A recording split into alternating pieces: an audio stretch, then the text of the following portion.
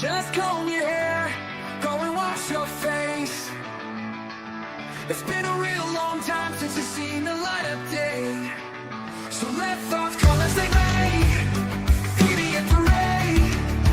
Everybody all smiles when you're back in the seat again. On board the Petty Express to a beautiful darkness. It's full steam ahead to ride the rails to our next destination. Yeah!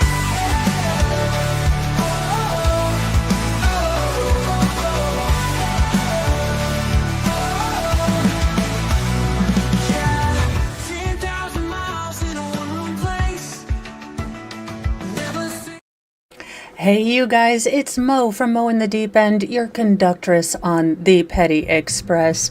We are here today. Youngest son was okay. It turns out he was coughing because he likes the sound of his voice when his throat is scratchy. You know, I love him, he's my son, but I'm not sure what I'm going to do with that child. He might get it from somewhere. Thank you, Wolfram, for your Modly Mod duties. Thank you, Sarah Adams, for your membership in the Creative Curse Jar for now. And we are... Yeah, he's like, no, my monster voice sounds so much better if I cough a lot. And I was like, for the love of all that is holy, you are over here making me think that the creeping crud is coming back to our house, and you just wanted to sound like a more effective monster. Makes sense. Now, if I get a call from the nurse because he really was coughing and told me he wanted to sound like a monster because he didn't want to take cold medicine, well, then, you know, maybe it's 6 of one, half a dozen of the other one.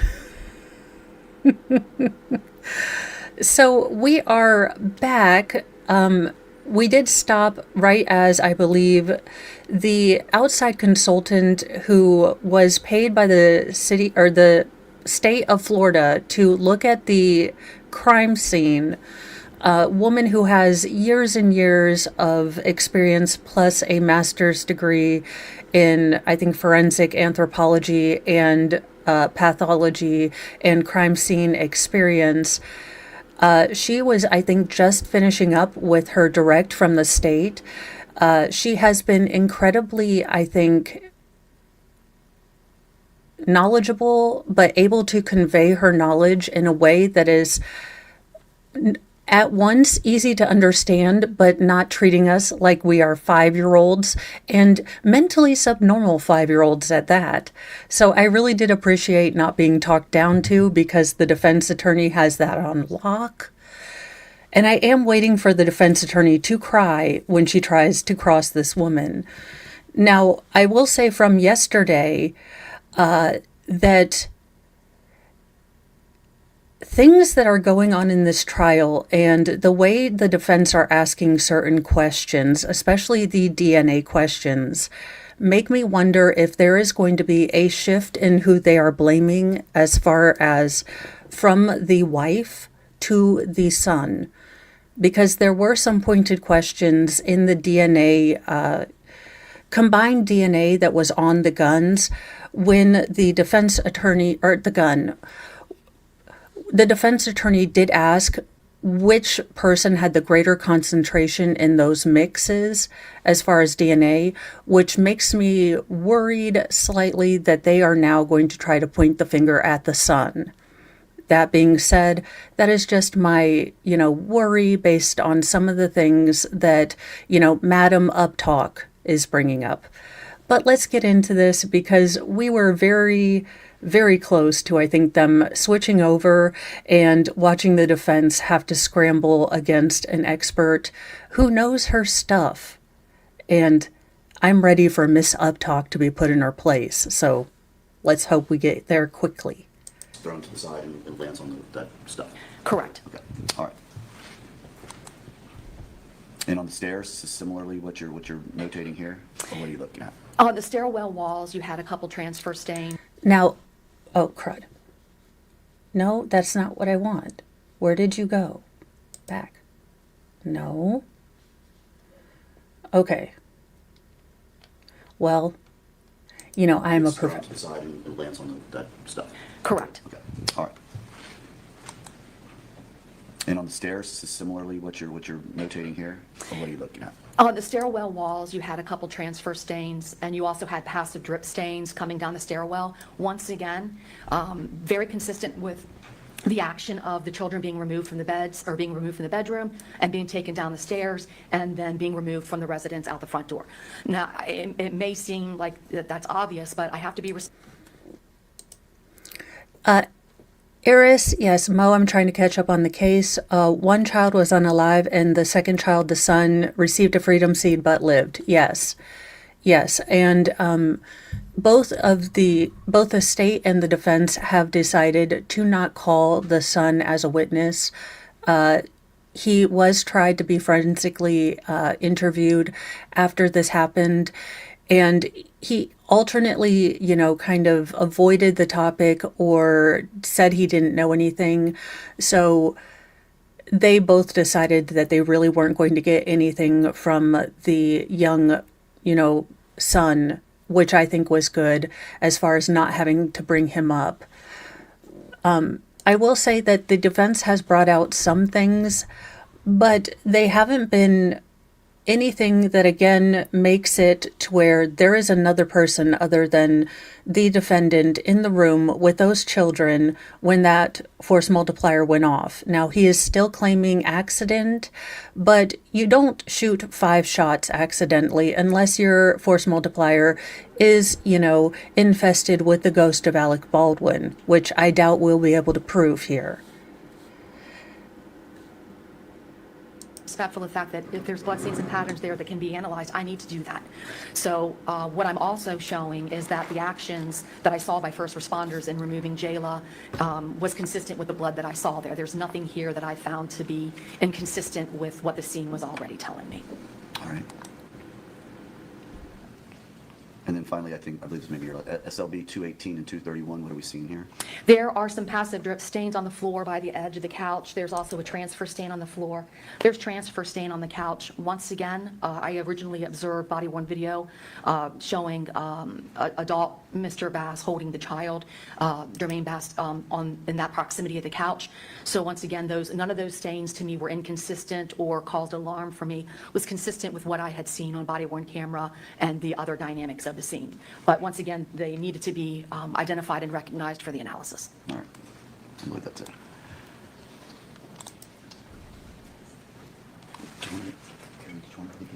Okay.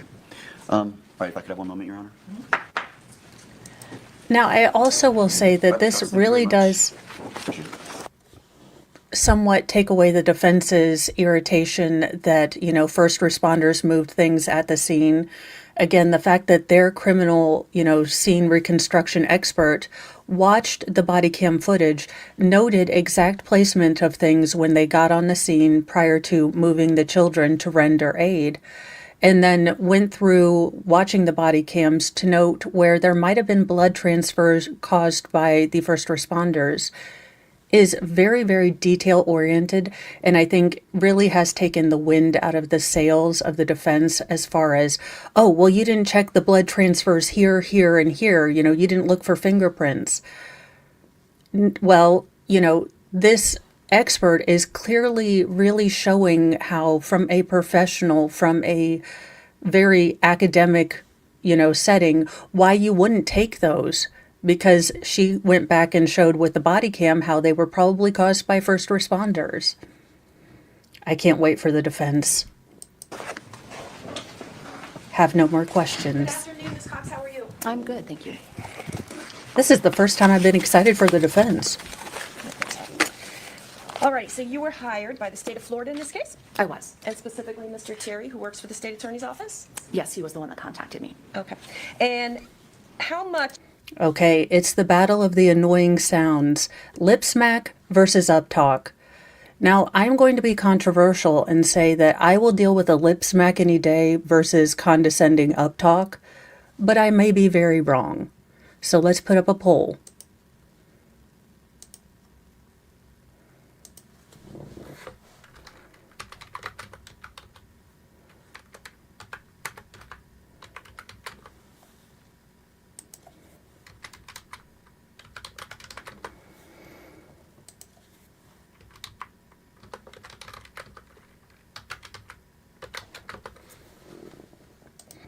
All right, you've got your choices between lip smack or ugly or up talk and being smugly.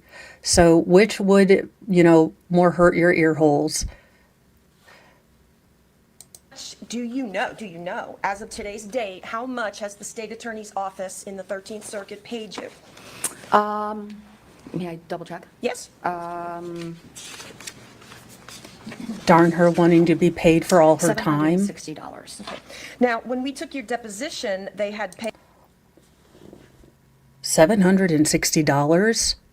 Well, I see she's bilking the taxpayers out of millions. We must find her. Doge, where are you? That's your big thing. The state of Florida paid you. Yes, $760. Well, you showed her. paid at that point $760. Is that correct? Correct. All right.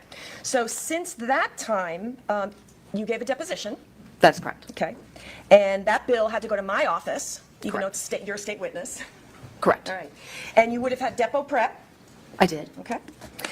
You're being paid for your testimony today by the state of Florida. I'm being paid for my time. Your time. Prep for your testimony with Mr. Terry. He even said that y'all had met and looked at the PowerPoint, so you get paid for that time. Yes. You also are going to get paid for the PowerPoint that you put together that we just reviewed with Mr. Terry, correct? For the time that it took me to put it together, yes. Okay.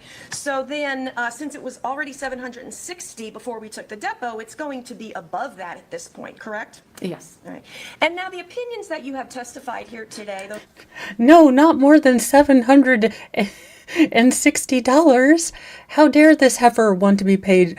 I mean, her and OnlyFans, right? Just wanting to get paid for their work.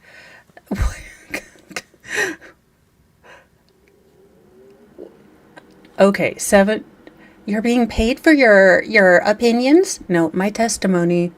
I like that little snark.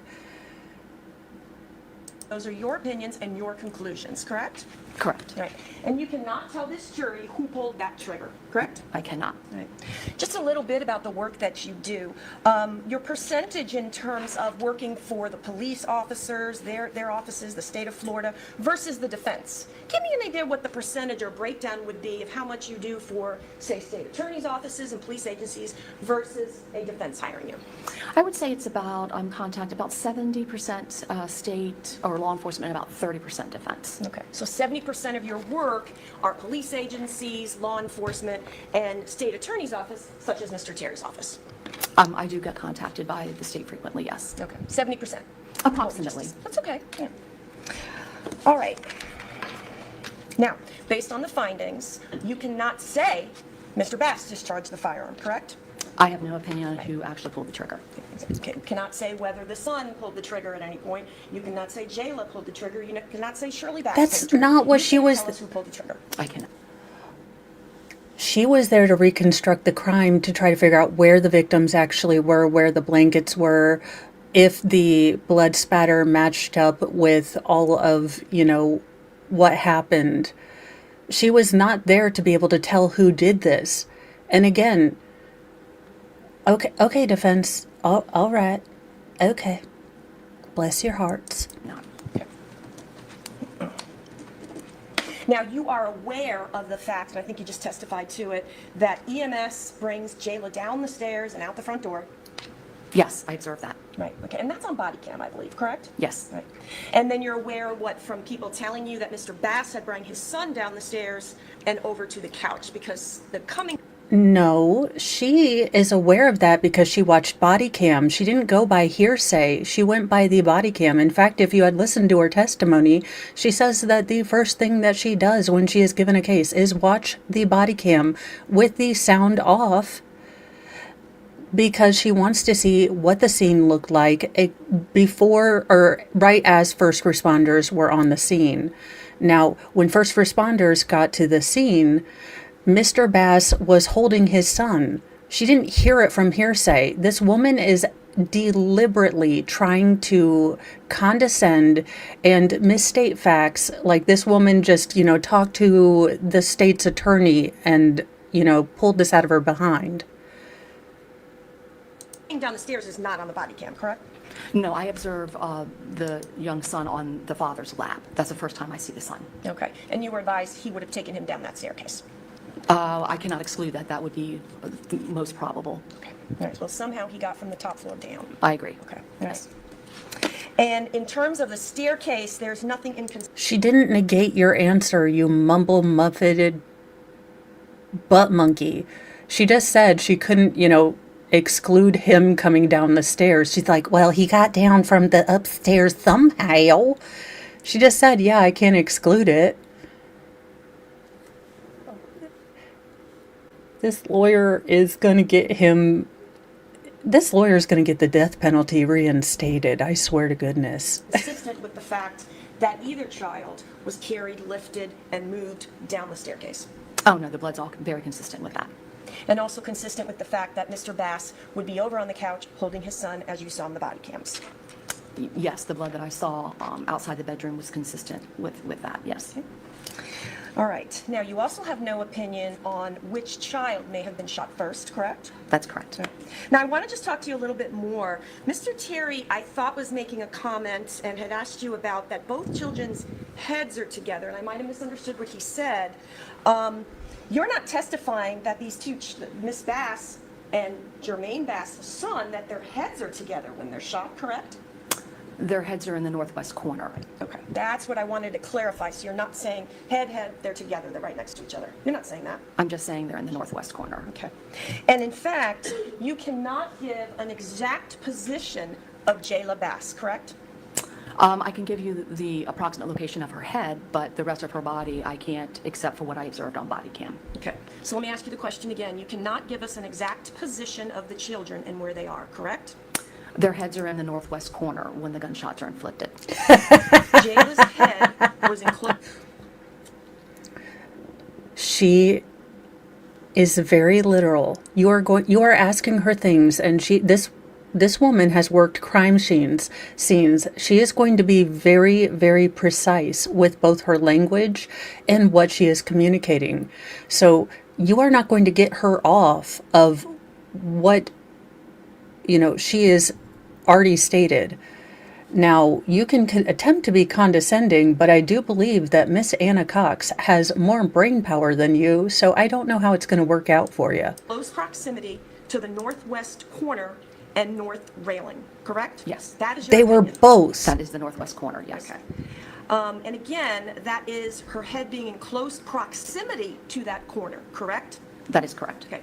Do you remember testifying in deposition that you cannot give an exact position of the children? Can you tell me exactly what page you're talking Yes. about? Okay. Ooh, Anna Cox is like, did you bring recipients? Did you bring the receipts? Because I got receipts too. I'm here for this. Come on, popcorn.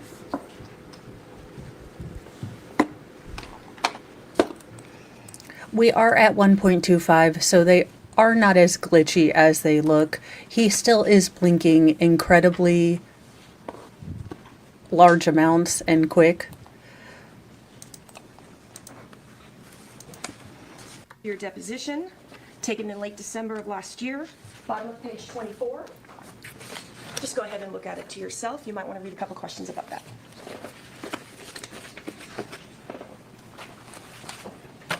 Okay, I'm here. All right, do you see that? All right. Now, in fact, when I asked you the question, do you have an opinion, Ms. Cox, as to where Jayla Bass was at the time she sustained her injuries, the first thing out of your mouth, I can't give you an exact position. Do you see that? Yes. All right. And she said approximately, and both of their heads to receive the injuries that they had and to make the blood, pattern that was there, along with the DNA mixtures that were found. Both of their heads had to be in the northwest, approximately located in the northwest corner. Now, the word exact there is important because no, she cannot give an exact. Oh my God. This woman is pedantic in the worst way. All right, and then you went on. I can give you the proximity of her head because that's where her bloodletting injuries were. So her head was close proximity to the northwest corner, in close proximity to the north railing, which would be the railing or the frame. That's the against same wall. thing she just That was your testified answer to. my question in December of last year, correct? Yes. All right. So you see where I'm getting at is I was asking you, you cannot give us an exact position of the children, but you can only tell us that Jayla's head was in close proximity to that northwest wall in the frame. Yes. Okay, thank you. That look of, are you as dumb as I think you are?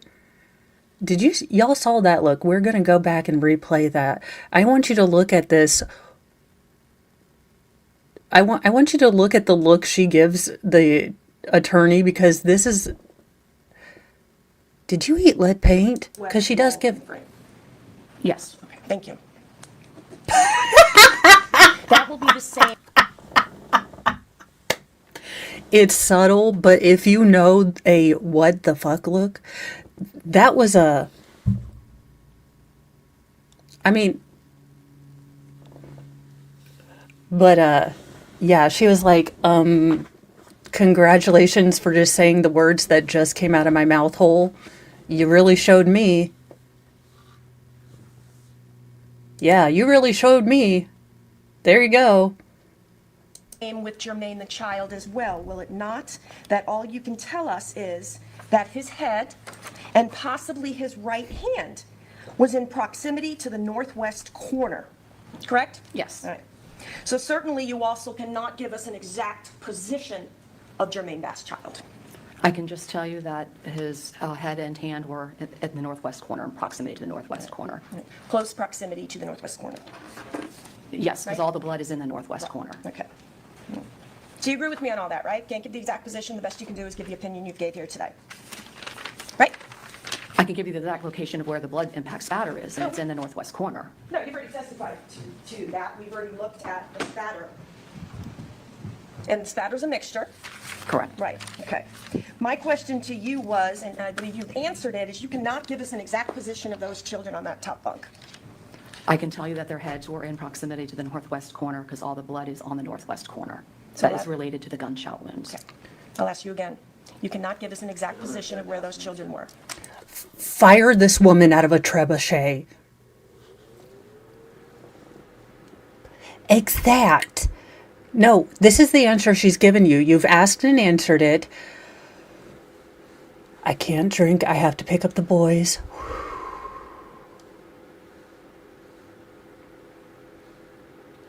All right. And what is this proving?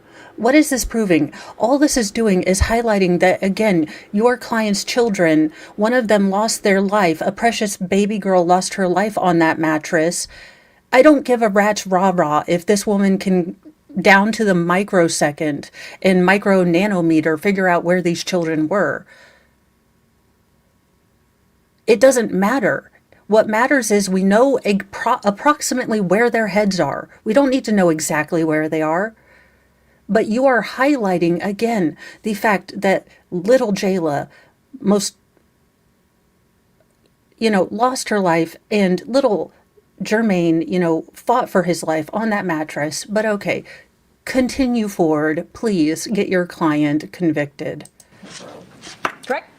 I cannot give you the exact position. I can just tell you that where the blood is and where their heads would have been in order for the blood to have gotten in the northwest corner. They have to be in proximity to it. Proximity, exactly. All right. Now, Jayla, there could have been some movement concerning Jayla, or possibly some movement. What the hell is movement? I never thought I would beg for Owens or Lolly to come back, but this woman... Prior to her coming to rest in the position that you saw her in the body cam, correct? Very minimal amount of movement, if there was any. Yeah, and you can't really tell us or help us with that. In fact, in the depot, you deferred us to the medical examiner in terms of Jayla's movement, correct? Her capabilities of movement, not whether there was significant movement by her, but whether she could have moved on her own. Right, okay. Now, you saw, of course, on the body cam that comforter was moved over to the east end of the top of the bunk bed, right? Yes, it was originally partially on her legs. Right, okay. And it is your opinion that Miss Jayla Bass, had laid in the position that she was seen in for a period of time, correct? Yes. And that was the area with the coagulation of the blood and the large stain. Why are you bringing this up? Okay, honest to goodness, if you're a defense attorney, if you know that that marking on that blanket constituted the actual brain matter coming out of this little baby girl's head, you're bringing attention to that? She has to be a new hire. This is a punked episode, right? Let's just talk about the little girl who has, brain matter on the blanket and be all smarmy and comfort her and talk about coagulation. I get that this has to be talked about, but as a defense attorney, if, I knew that this was a highly emotional and volatile case and that this was a child case, I don't think I'd want to really highlight the terror.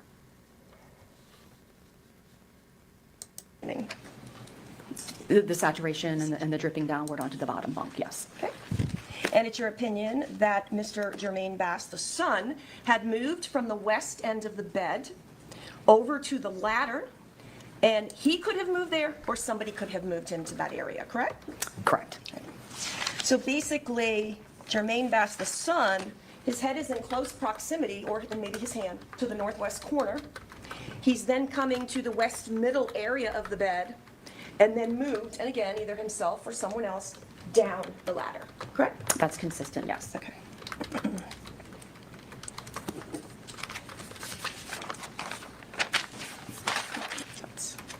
I wanted to talk to you about the possible biological material that was on the comforter, correct? That was on the Star Wars Mandalorian comforter. And we were seeing it when Mr. Terry had the PowerPoint up. I believe that's photographs for trial. Just want to briefly ask you about that. See if that one is helpful there? Yes, that's a good one. All right. Now, who did these yellow markings and marked them 5 and 6? That was done by the Hillsborough County Sheriff's Office crime scene technician. Okay. And had you gone, in fact, to the sheriff's department to look at the comforter? No. Oh, did they send it to you? Or? I didn't request to see it. I didn't need to. Her documentation was very, very good, actually. So She I could got work this off of from her. photos. Okay. You didn't go So see you it? didn't actually see the comforter? I worked off the photographs that I was provided. Okay. So you're solely working off the photographs when it comes to your opinion concerning 5 and 6, correct? Yes, and the fact that those markers had been put there intentionally by the technician as well. All right. And you, in fact, had asked for the DNA testing to be done on that one spot, which is 6. Correct, adjacent to the blood, the possible tissue. That is correct. And that was the DNA that came back to the son, Jermaine Bass? Correct. All right. Did anybody ever tell you that item 5 was, in fact, biological material? I didn't ask anybody. I am basing that on my experience, both in working crime scenes, having assisted in autopsies, and been to an extraordinary amount of bloodletting events where tissue and other foreign biological material has been expelled. Okay. Did you ever discuss this biological material area with the Hillsborough County Sheriff's Office? I've had no discussions with the Hillsborough County Sheriff's Office. Okay. And are you aware of any DNA testing for the area depicted by number 5 that you believe is possible biological material? I requested the area around the actual projectile defect be tested, because that's directly related to the shooting itself. So you asked for the DNA testing. I think we already established that for 6. Are you aware of any DNA results of the possible biological material you believe you see in the photographs in item 5? Based on the dynamics, I believe it is most consistent with being from Jermaine Bass. Okay. I asked you. Junior. My question just was. No, because she is an independent consultant. How would she know what the state decided to test or not? Besides what was, given to her as far as testing that had already been done. She asked that be tested, not the other way around. She, an independent consultant, looked at photographs and said, hey, would you please DNA test this area? Now, it's up to the state as to whether they DNA test the area adjacent to them. But why is this defense attorney asking an independent contractor, what the state did? Because she's a genius. Are you aware of any DNA results from the Florida Department of Law Enforcement or Pure Gold Forensics of DNA results that tell you who number 5 belongs to? I didn't request it. Okay. And you're not aware of any, correct? I didn't request any, and I haven't been provided any. Okay. Because you have the results from FDLE and Pure Gold Forensics. Yes, I have those reports. I do. All right.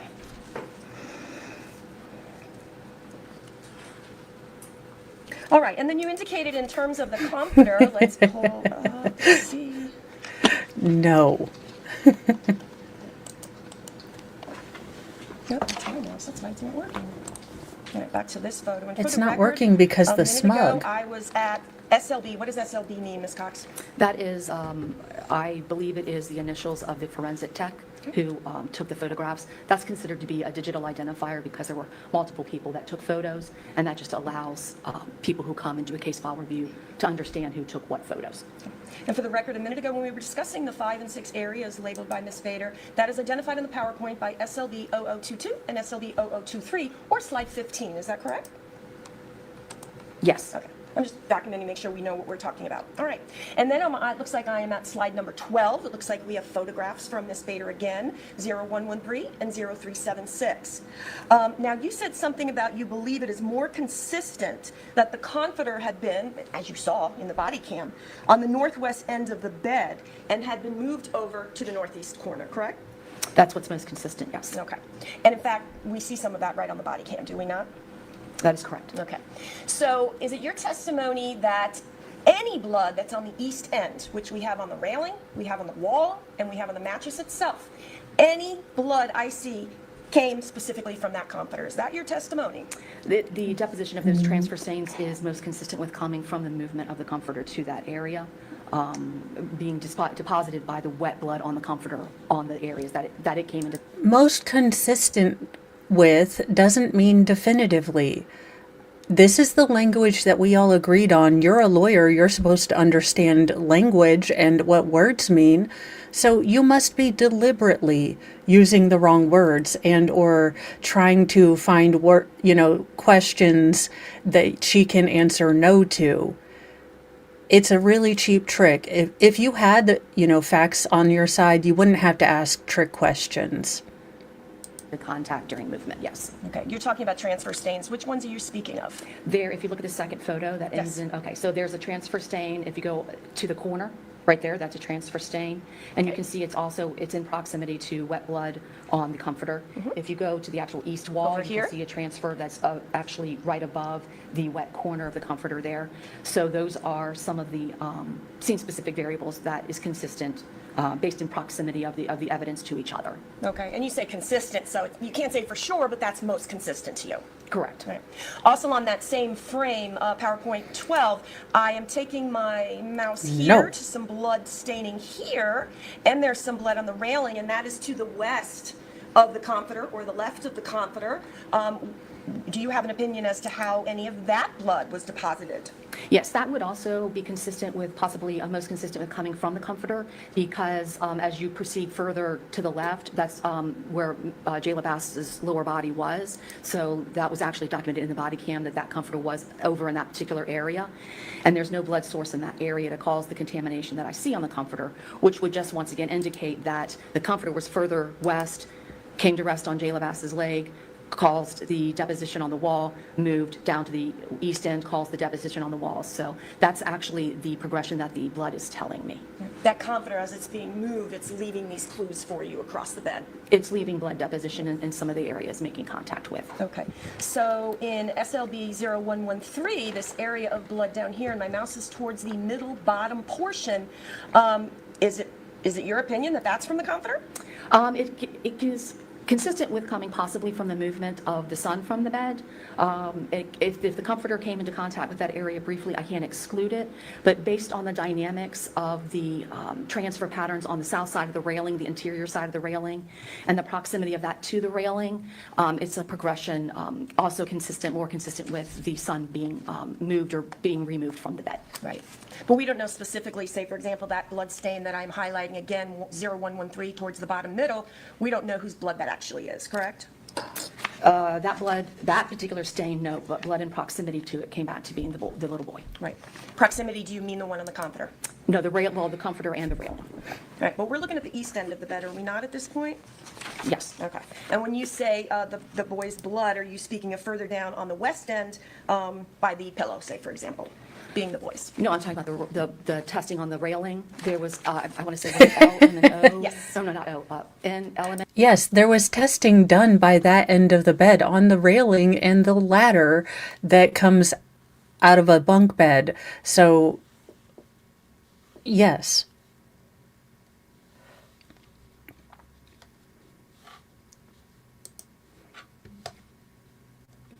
Yeah. Then, LMN. okay. I think it was Sorry. those three that were tested, and that proximity of the railing and the ladder. Okay. And in fact, the railing, and I'm just pointing to SLV 0376, we're looking at the comforter. If I was to go down from there, that's where the ladder is, right? Yes, it's like right here. Okay, perfect. Thank you. Thank you for pointing that out to the jury. All right. In terms of this blood then over here, 0113, same slide, you cannot definitively sit here and tell us who this areas of blood belong to, correct? It's consistent with being distributed by the comforter, and the testing that was done identified Jermaine Bass. Also, the blood associated that I've spoken to about Jayla and her position when I observed her, she didn't have blood on her lower body, and there was no blood on her person or any indication that she had been flipped over, like her head was down at that end of the bed and then she moved over. So based on those dynamics, it would be more consistent with that deposition coming from the comforter. And the area that I had tested came back to being the son's blood. Is it your, okay, wait. So your testimony is SLB 0113. I'm looking right where the mouse is. It's some areas of blood there. It's on the back of the railing and is where the mouse is, correct? Mm-hmm. All right, and again, for the record, to the west, I guess, or to the left of the comforter. Do your testimony, that was tested and came back as the son's? It was not tested, but based on the scene-specific variables, there are some opinions that I can consider to be most likely based on the scene photograph. Okay, I hate to do this, but we're going to try to do as a whiteboard of truth. What she is saying is that this sweet little baby angel Jayla didn't move. Unfortunately, all the evidence for her is right here. Now, Jermaine's is all over because Jermaine was moved. So he moved and got out of, or was picked up and was taken out of the bed, but she stayed right here. So she didn't move. So they didn't need to, DNA test it because there was no way. I think it's her internalized kahuntiness coming out, but that's just me. But Jayla wasn't moved at all from what it looks like from the blood evidence. Now, JJ does look like he was moved, and looks like he also was bleeding from the hand. So there is more ability for him to deposit more blood and to have it be dynamic across all of the bed, because unfortunately, Jayla was hit basically right here. She didn't move after she was hit, okay? This woman is absolutely irritating when you know the facts of the case. Her acting like, well, maybe she moved. Maybe someone moved her. Maybe something happened. How can you say that this was happening? Because I followed all the evidence and the clues. She didn't go with her feelings. The scene told her what happened, at least to logical, levels. Graphs and the blood analysis that I've done, and there was not significant movement of Jayla Bass. So I can put Jayla Bass in that general area up there in the northwest corner. I have no indications that she moved. Plus, all the blood that's on her at the scene is on her head and her upper body, which is in nowhere near that. I'll ask you the question again. You cannot tell us whose blood that is, correct? I can tell you who's most likely based on my analysis, but I did not have that DNA tested. I am basing that on my analysis and conclusions and the dynamics of this scene that I've discussed thus far. Okay, that was that area right there where the mouse still remains, 0113, was not tested, correct? I didn't request it to be tested. I don't have any reports that it was. Right, okay. Let's see, States 22RR. I'm not sure if this picture does not look like, it's not in the PowerPoint, so I'm going to show you that. Now, correct me if I'm wrong here, and this is the comforter marked by evidence marker 11, is that correct? I don't see it. Oh, ooh, how do we switch back now?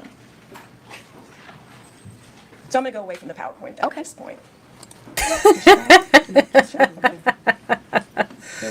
Look, I'm bad at this.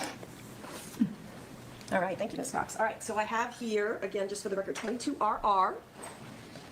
And this is the Mandalorian comforter marked by evidence marker 11, is that correct? Yes, that's much further on. Okay, who do I need to talk to in LawTube about where I need to send a cease and desist for this woman saying comforter? She is only allowed to say blanket from now on. Now, where is Dave when I need him to call the court so he can tell this lawyer to stop saying comforter? In the documentation. Yes. I wanted to ask you then, would you agree with me that what I see in this picture, the Mandalorian blanket is not in the same position as what we just looked at in the PowerPoint? No, this is further along in the documentation after they've removed casings, and they're just documenting that they're moving these particular items. So what do you, well, first of all, you weren't there, so you don't know what they did, right? You weren't there. They did it sequentially in their photographs, so I'm able to follow exactly what they were doing. Okay, so you're assuming that's what they did, correct? What? Wait. So now it is a conspiracy. MI5, Mark Fuhrman, and a bunch of other people got together to frame this man? Like you assume they did. No, they were watching The Bachelor. They weren't doing a crime scene. Are you... Now we're just like, well, the cops, we don't trust them at all. I mean, okay, all right. I mean, it's an interesting stance to take, but I'm here for it. Well, if you showed me the previous photographs, you would see the progression of how they're moving items. So that the photographs told me that was the progression. Photographs told you that. All right. So are you saying then that the comforter was first in the northwest corner, somehow then it's moved to what we see in the picture, then it's moved again to what we saw in the PowerPoint? No, the PowerPoint is first. Okay. This is later. Gotcha. And if you have the identifiers, the numbers actually identify the progression for you. So that's one of the ways. And it's like, if you look at the little highlighted numbers at the top of the photos, if you put them in order, you're going to see that they follow a sequence. Now, as a sequence is what it is things happen in an order. Now, did that help you, sweetheart? That going to help make lawyering a little easier for you?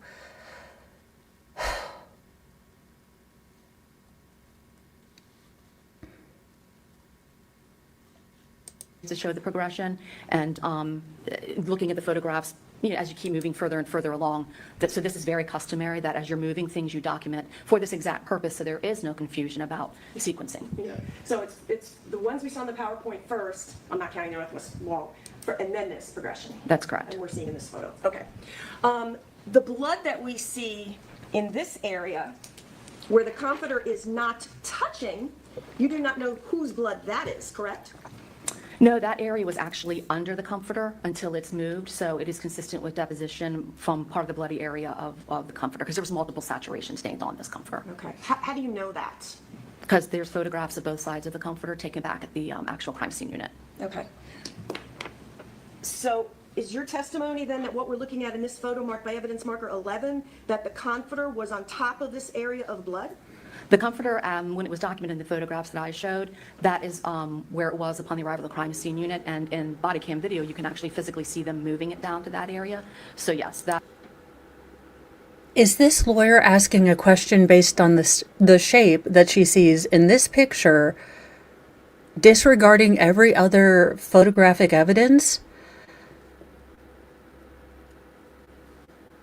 I'm hoping not, because this seems like this one. I am speechless with the amount of dumbness this woman is showing.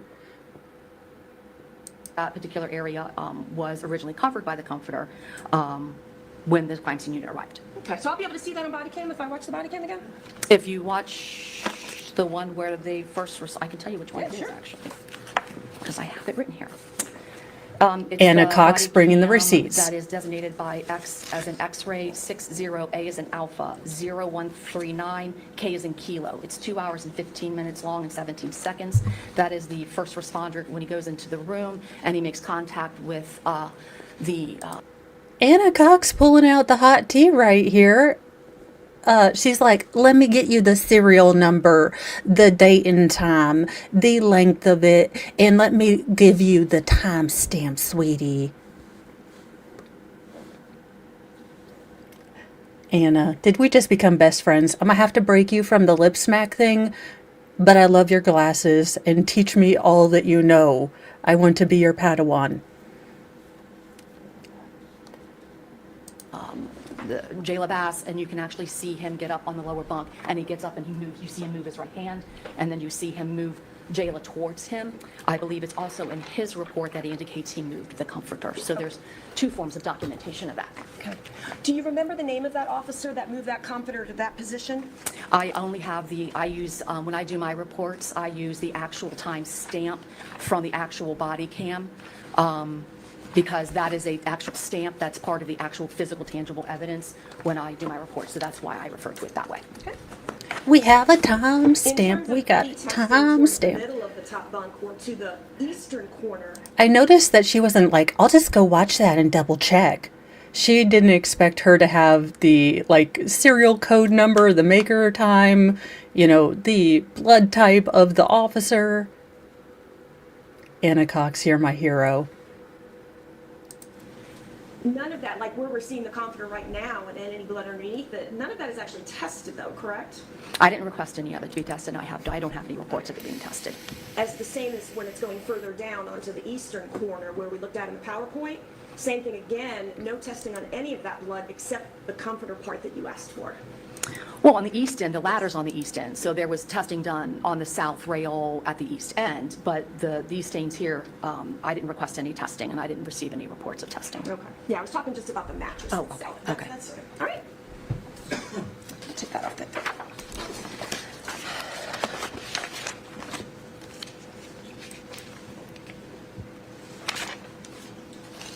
Now, are you aware, in fact, that there had been some photographs taken of the interior portion of the front door? I saw those photographs, yes. Okay. You were not able to make any determination from those photographs, correct? It was limited, so you weren't able to do anything, correct? I observed there's a distance, a mid-range, and a close-up photo, but there wasn't the deliberate identification with a scale, so I didn't analyze it because it wasn't identified as or tested with phenolphthalein, so. Okay. That's how you got it. That other stuff would have been done before you see the photographs in your work. Correct. Okay. Now, you have no opinion where the location of the firearm is when it is discharged, correct? The actual physical location of the firearm, no. No? That's not her job. She was there for blood pattern analysis, not trajectory analysis. Okay. All right, and then finally, I just want to go back to the spatter mixture that we know contains the mixture of the two children, labeled P, the one on the back wall, Okay. right above the bunk bed. You know what I'm speaking of, right? I do. Oh, here we go. Just so you make sure there's. Could we not be flippin' chipper when we talk about the blood stain that has two innocent children in it? Like, do you remember the blood stain that we talked about? It had both children, both of them. Could we just maybe talk about it with some level of regret? Just like a tiny scotch of not happy?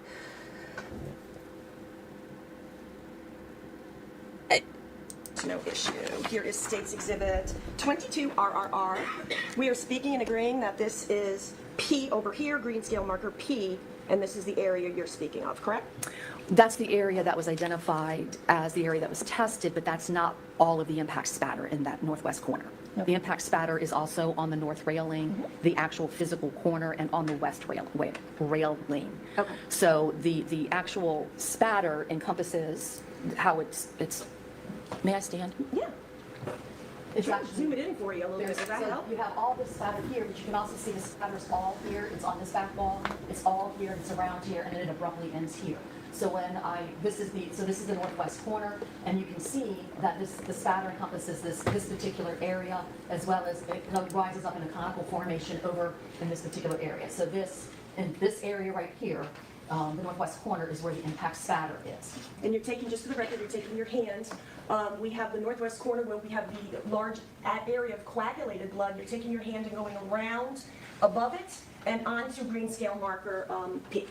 Yes, and so the impact spatter is also in proximity to this damage defect that was identified and the trajectory rod. So this particular area, so it's this northwest corner is where the spatter is. Wall and the railing is discussed. Correct. Okay. Do you happen to know where the exact droplet was of blood that was tested or swabbed by CSI Bader? No, it was identified as area P, so it's going to be that particular area. What did you take that to mean? Which part of this that you've talked about? Since it's on the frame and it's near damage B, what did you take it as? That it's the swabbing was taken in proximity to scale P, as that is customary, but Ms. Bader would be better to answer the exact location. Okay, so you don't know the exact location, correct? Just that it Yeah, was in proximity to why scale would P, you because that's ask- how it was identified. Okay. So, special crime scene specialist Bader has already testified, and I'm sure she would have gone within standard operating parameters as to where she took the swab. And you could have asked her that, why she's asking a person who wasn't there when anything was swabbed. And she's asking it because she knows that it's not typically documented exactly where they took it. So she's wanting to make this woman look like she doesn't know something. It's underhanded. So now you're not testifying, are you, that that area right there is the only spot that this gun was fired? You're not saying that, right? I don't have an opinion as to where the gun was when it was fired. I have an opinion as to where the children's heads were when they received the injuries, which was in proximity to that northwest corner, because the impact spatter is in the northwest corner. Which we've already talked about the proximity and all that. Right? Correct. Now, a gunshot wound does not always leave impact spatter, correct? There have been situations where the scene-specific variables have prohibited it based on, each scene is going to be different. Okay. So typically, does a gunshot wound, maybe one that doesn't even have an exit, that's going to leave spatter somewhere? Are you asking me, I prefer just to give you the opinions regarding this particular case and this situation of which the gunshot injuries did produce impact spatter in this particular case. And we discussed that. But certainly, just because you see impact spatter, that does not limit shots to right there, correct? In this particular case, the impact spatter is in the northwest corner. That would indicate the location of the injuries was in the northwest corner, proximity to the northwest corner. Very consistent with all the other evidence I reviewed and all the other blood stains and patterns. So in this particular case, it would appear as though those were where the actual injuries were inflicted, and that's where the children laid as their injuries bled freely. It will appear as if. Is that the term Yes. you just used? Most consistent with, yes. Okay. Do you have any kind of percentage, you think, when you have a gunshot wound of just any type of person? How many are going to leave impact spatter on something? There's been a lot of studies, but those are done in sterile environments, so they're not relevant to individual case work. What I can do is provide you the opinion based on the evidence that I did observe in this case, which is I do have impact spatter, and I do have multiple gunshot injuries to the children's heads. Head and heads, so that produced impact spatter. That's the opinion that I have for this particular case. Okay. May I have a moment? Thank you. Okay, chat, what did that achieve? Have you decided that this expert, after receiving her princely sum of $760, was persuaded to lie for the state? Or did she do a fantastic job of really explaining how all the process she went through to come up with the conclusions that she had? And we need to bar this woman from saying comforter one more time. Ms. Cox, thank you so much. We don't have any further questions. Anything else? All right, you can step down then. Thank you. Thank you. They're like, Miss Cox, we didn't expect you to have the timestamp and date of that particular body cam worn footage. Break. All right, so take a quick break. All rise. Quick break.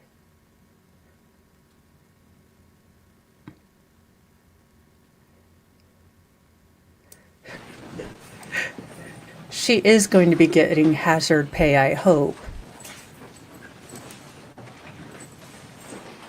Yeah, I think she was a great expert. I thought she really explained, other than that lip smack, she was perfect. All right, be seated. Call your next witness. State of call Dr. Noah Riley.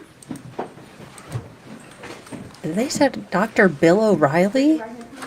Do you solemnly swear or affirm that the testimony that you're about to give in this cause will be the truth, the whole truth, and nothing but the truth? Yes. Thank you. Now, I do want to let you guys know, I believe that this is the medical examiner, so this is going to be some really tough, testimony. Hopefully he will try to keep it as professional as he can, but we are still going to be, learning about how poor Jayla passed away, what injuries she had, and learning about Jermaine, little JJ. So, this is probably not going to be the easiest testimony. So let's try to be there for each other. And if you need to take a break or you just need to not watch this particular part, I completely understand. And there is no shame. Protect your mental health. These are rough cases.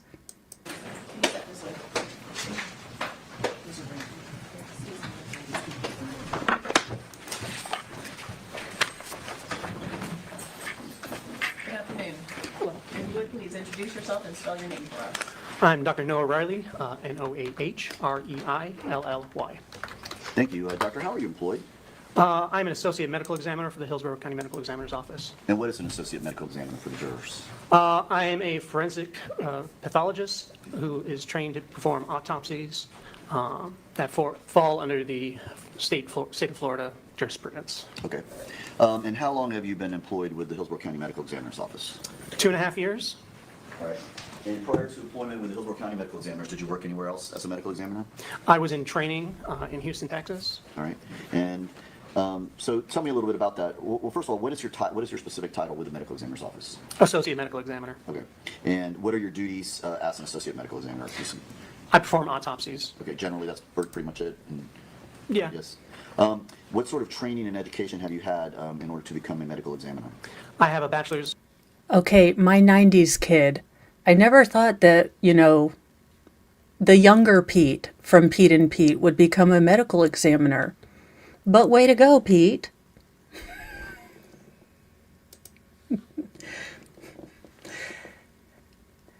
I don't know. He looks like Dennis the Menace to me. Anywho. But let's get back to it. Of Science and Microbiology from Arizona State University. I have a doctorate of osteopathic medicine from Western University of Health Sciences. I did an internship year in pathology at the Louisiana State University of New Orleans. I then did three years of anatomical and clinical pathology at the University of Texas at Houston. I followed that up with a Oh my one-year God, fellowship in Dexter's cardiovascular Laboratory? pathology. If Dexter became a ginger, he's definitely Dexter from Dexter's Laboratory. And finally, a one-year fellowship in forensic pathology at the Harris County Institute of Forensic Sciences. All right. And you mentioned part of your duties as a medical examiner, you can conduct autopsy. Approximately how many autopsies would you say you have conducted in your career? A little over 750. Okay. And do you have continuing legal education that you Laboratory. continue to do as you continue your work as a medical examiner? Yes. All right. Have you ever testified as an expert? in Yes. court? Approximately how many times? 3. All right. Now, at this point, any questions? Okay, I'm sorry. Now, were you involved in the autopsy of Jayla Bass in this case? Yes, I was the supervising attending physician. Okay, explain to the jury what that means as the supervising attending physician. So we have a fellowship program at the Hillsborough County Medical Examiner's Office where we train physicians that have graduated and are now subspecializing in forensic pathology. All right. And Judge, if I may have 1 second, just.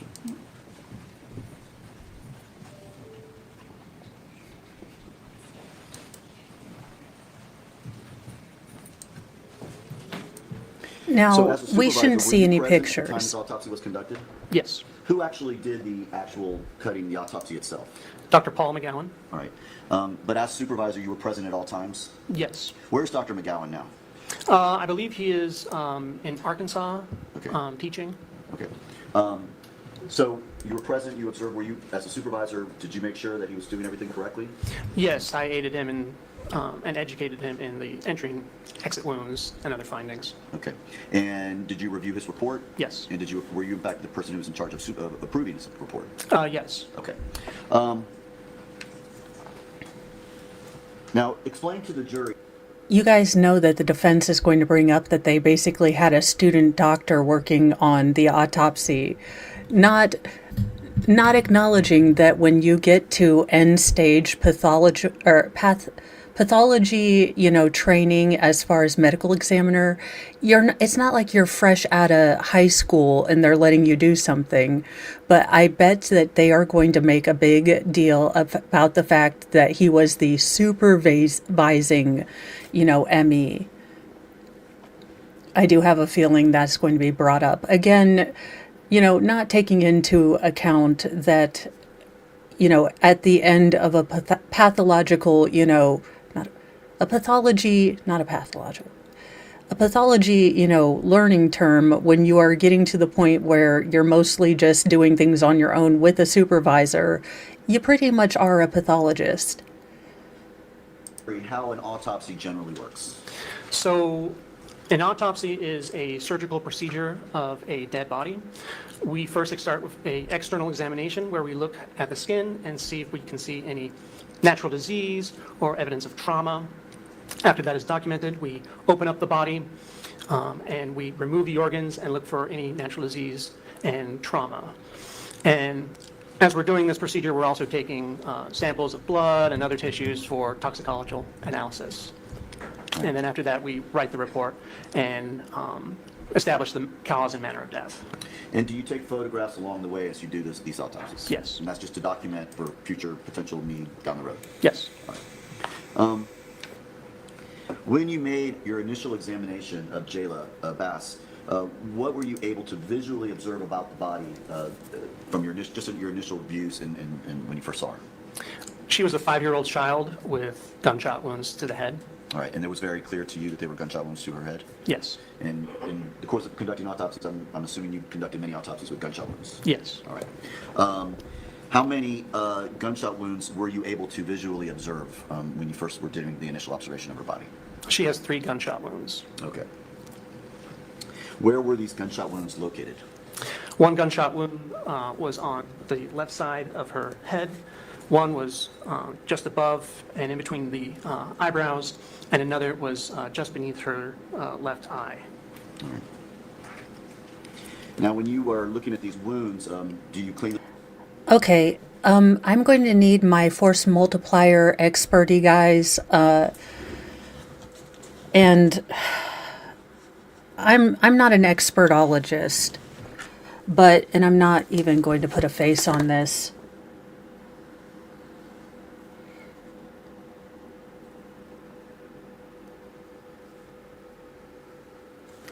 But this is a fairly close grouping, correct?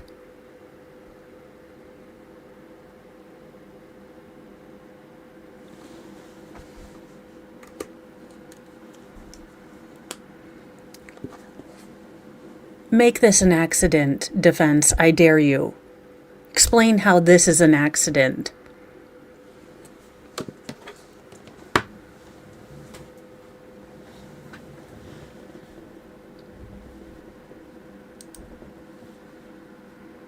Them up? Yes, with gunshot wounds, we take photographs as is to see if there is any soot that's present on the body that would be washed away once we clean the wounds. Once we document anything like that, we clean the wounds and then take photographs as well. Okay. And we'll get back to that soot in a moment here. But when you start doing these, do you document each wound as you go through them? Yes. Now, of these 3 gunshot wounds, were you able to find exit wounds to any of these gunshot wounds? Yes, the one in between the eyebrows and the other that was on the left side of the scalp. Okay, and they each had a corresponding exit wound? Yes. And so those are called, or what are those called when the bullet goes into the body and then also exits the body? A perforating gunshot. Okay. And one of the wounds, you found the bullet inside the body, correct? Correct. All right. And then what is that one called? That is a penetrating gunshot wound. All right.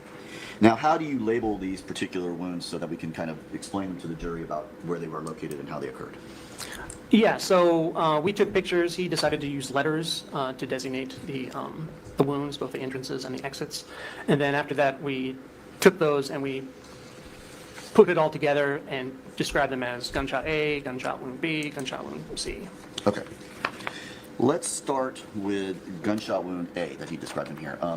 I have in front of me what's previously been introduced into evidence. It states 23H, A through J. Gunshot wound A. So this does make me wonder if Jayla had a special place in Shirley's heart. And what I mean about that is those were very... Look, this is deliberate. Now, the son, we don't know where the son was hurt right now, but when I hear that 3 of the 5 bullets go into this little girl with this deliberate of a grouping, I'm wondering if, this was to hurt Sheila. Eris, we learned that Jayla had 3 gunshot wounds to her head. This was the grouping. If this was the front of her head, I didn't put on any facial features, but left side of the temple, in between the eyebrows, and then left kind of cheek area. Now, we know that 5 shots were fired, that Jermaine had both a head wound and a hand wound, so it's not clear if the bullet passed through his hand and then went to his head. But, yeah, that's deliberate. I don't know what the defense is going to do with that. Yeah. I mean, especially when the defense made the big point that their heads may not even have been in the same place. Like, we don't know where these kids were. I mean, the force multiplier could have been in Guam. Who knows? We can't tell definitively. Where did this gunshot wound enter the body? The left side of the head. Okay. And would photographs help you in describing these wounds to the jury? Yeah. Yeah. Okay. So I'm going to show you what's marked as State's Exhibit 23A.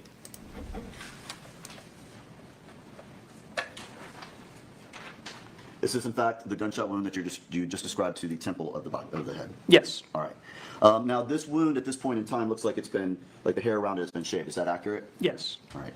And you would describe this as an entrance wound? Yes. All right. Prior to shaving it, is this the appearance of that same wound at that time? Yes. All right. And that's how you saw it, because you just indicated you take pictures of the wound before, you shave it, and then after, correct? Correct. And this would be before. This is how it looked when you first observed it. Yes. All right. Exhibit number? I'm sorry, that is exhibit number 23B. Thank you, Your Honor. All right, going back, we'll go back to 23A now. Was there any evidence, actually, let me go back to 23D. Was there any evidence that this was a close range shot? No. Okay. Explain to the jury how you determine when there is a close range shot. We look for the presence of soot or gunpowder stippling. Okay. So That was one thing that I was wondering. I did want to see where the range maybe lined up. So there wasn't stippling or anything like that. So this wasn't super, super close. when a bullet is fired from a gun, what happens to the bullet in the stippling? So the gun will take a hammer and hit a primer in the casing of the gun, in the bullet, and that primer will ignite the gunpowder within the casing.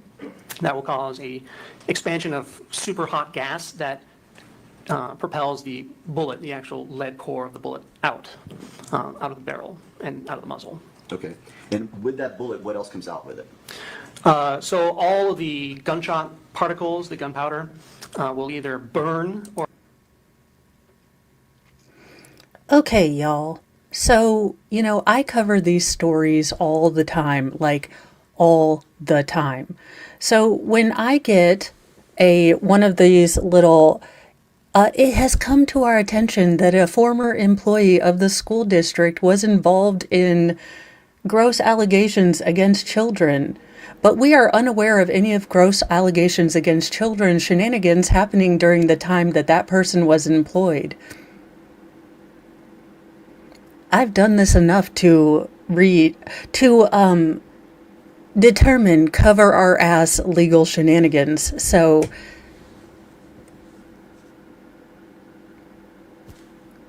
will Mo be homeschooling? Check in tomorrow to see.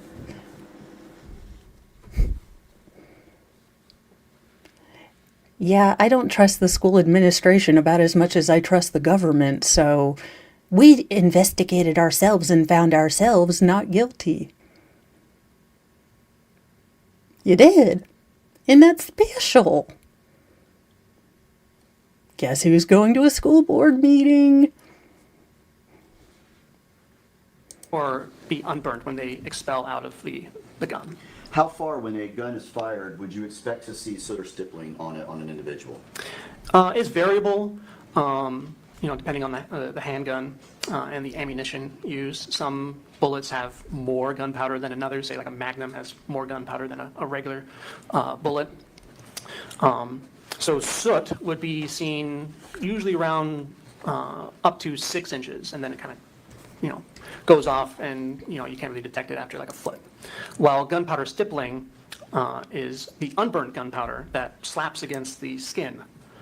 That usually you'll start to see around 2 inches, and then upwards to about 2 to 3 feet. Okay. And you found no soot or stippling on this particular one? Correct. So the gun, and would you agree, Doctor, that the gun was most likely more than 2 feet away from this room? Yes.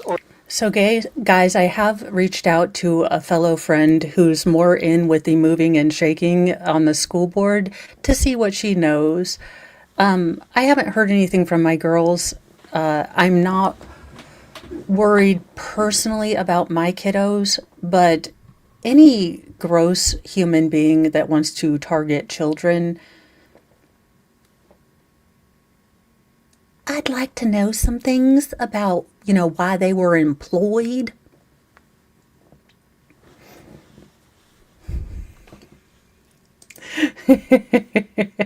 I need one of those GoPro holster things that those auditors use, like the police auditors. I need a little GoPro bra so I can, go in and audit schools. So I'll let you guys know, but looks like I'll be covering my own school system in my stories tomorrow with Mornings with Mo. Or there was some intermediary object that prevented the deposition of soot or the stippling. Okay. Correct. But if there was nothing in the way, the gun would most likely be at least 2 feet away. At least. Since there was no stippling. Yeah. Okay. So describe this injury to the jury on what this particular bullet did, its path of travel, and if there was a corresponding exit wound. So it enters the left temporal scalp, just above and in front of the left ear. It then perforates the skull and enters the cranium. It perforates the brain, perforates the skull again, and then exits out the back of her head on the left side. All right. What was the path of travel of this particular gunshot wound as it entered into her head? So this was from left to right, front to back, and upward. So can you kind of show, like, on your head, like, how it would be, like? So, like that. So left, from left to right. Okay. And then slightly downward? Upward. Or upward, I'm sorry. Yes, upward. Now, you can't say what the position of her head was when she received this wound. You can just describe that was the path of travel of the wound in relation to her head. Correct. I can only tell you the direction of the track that the bullet made through the body. I cannot tell you the position of the shooter or the position of, the child in this case. And you document, or do you document when the exit wound in this particular case? Yes. Okay. And would that be, I'm showing you now State's Exhibit 23C, would that be marker B? Would that be where the a bullet exited her head? Yes. So there was no projectile recovered with this particular injury? No. Was this a fatal wound? Yes. Would it have been immediately incapacitating? Yes.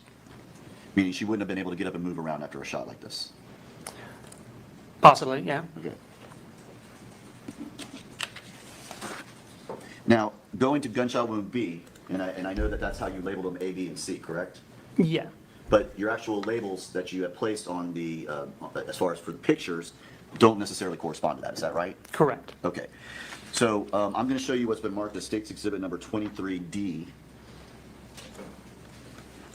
Is that in fact the marker that's labeled C? Is that in fact gunshot wound B? Correct. The C is the entry wound for gunshot wound B. Okay. And describe, if you could, well, first of all, to this wound, was there any evidence of any soot or stippling? No. So there was no evidence that this was a close range shot. Correct. All right. Describe this wound to the jury. So this is a entry wound. It's a round, punched out defect with a abrasion on the lower left side of it, with no soot or stippling present. Okay. Where does it travel within the body? It travels from left to right, front to back, and upward. Okay. And where does it go through within inside the body? Does it go through any particular organs or anything like that? It has a similar pathway as gunshot wound A, where it perforates the skull, perforates the brain, and then exits, but this time it's on the right side of the temporal scalp, so around the ear, the right ear. So I'm going to show you what's been marked as State's Exhibit 23E. Let's put it this way. Would this be the exit wound to that gunshot wound? Correct. This is the exit wound for gunshot wound B. All right. And was this wound, was this a fatal wound? Yes. And would it also have been immediately incapacitating? Yes. And again, since this is an exit wound, I'm assuming no projectile was recovered from this wound. Correct.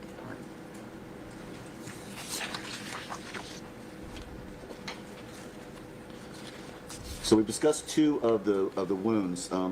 Now let's talk about gunshot wound C. Where was the entrance for this wound? The entrance wound for gunshot wound C is just below her left eye, left cheek. Okay, and I'm going to show you what's been marked as State's Exhibits 23F. Which one is gunshot wound C? So in the picture labeled E, that's the entrance of gunshot wound C. All right. And in fact, in this particular photograph, gunshot wound, or I'm sorry, 23F, we actually can see the other three or two wounds, correct? Yes. All right. But right now we're talking about gunshot wound C, which is labeled E in State's Exhibit 23F, correct? Yes. All right, describe this wound. Well, first of all, was there any evidence of any close range firing? No. There was no soot or no stippling located around this wound. Correct. Describe this wound to the jury. It's another classic entry wound, round, punched out defect with a margin of abrasion that you see it's more towards her nose. What was the direction and path of travel of the bullet in this particular case? This one goes from left to right, front to back, and downward. All right. And where does it go through? Does it go through any organs or anything like that? Yeah, it perforates her left maxillary bone, and then it goes through her mouth, down through her neck, where it perforates the left carotid artery and the left jugular vein. It then perforates the 7th cervical vertebra. Did he just say jugular? Like, I've heard of jugular. Maybe I'm pronouncing it wrong. And the left jugular vein. It then perforates the 7th cervical vertebra, so right at the base of her neck, and then perforates the spinal cord at that level, and then embeds in it. Okay. And again, So as sad as little comfort as this is, this baby girl didn't suffer because two of the wounds were fairly instantly fatal. That going through her spinal cord, as it's not close enough to the spinal cord, but with the jugular and the carotid going, she did not suffer long, which is terrible to have to say as a good thing of a little 5-year-old girl's life, the end of her life. But it's a small mercy that at least we can know that while she was still breathing, mechanically breathing, she wasn't there anymore. as with the other wounds, was this a fatal wound? Yes. And was this wound as well immediately incapacitating? Yes. And when you say it severs the spinal cord, would that have made it impossible for her to move after receiving this wound? Yeah, she would be paralyzed from the lower neck downwards. Now, you're not able to tell us the order that these wounds were received, would that be right? Correct. And you also can't tell us if her head was moving or any time when she was receiving these particular wounds? No, I cannot. All right. And I forget if I asked, but just forgive me if I asked it. Was there any evidence of any soot or stippling on this one? There was no sort of stippling. All right, I couldn't remember if I'd asked that or not. And was there an exit wound associated with this particular shot? No, the bullet was recovered within her spinal canal. All right, and did you or were you present when Dr. McGowan recovered the projectile? Yes. All right. Showing you State's Exhibit 23G. Is this in fact the projectile that was recovered from the inside of Jayla Bass? Yes. And 23H, this is just another angle of it, correct? Yes. 23I, similarly. And then in 23J, what are we looking at in this particular picture? These are also fragments of the bullet. Explain to the jury what fragments, what does that mean? Basically broken off bits of the bullet core that came off while it was traveling through the body. Okay, so you recover anything foreign to the body and take it out. Yeah, we try to remove all pieces of metal, bullets, that kind of thing from the body. Do you remember where these fragments were located along the path of travel? Somewhere in the wound path, I don't recall. Okay, but it was along the wound path? Yes. All right. These projectiles and fragments, when they're recovered from the body, what do you do with them? We photograph them, we place them into a envelope and secure it with evidence tape, and then put our signature and the date. And are they eventually given to the sheriff's office? Yes, they're submitted as evidence.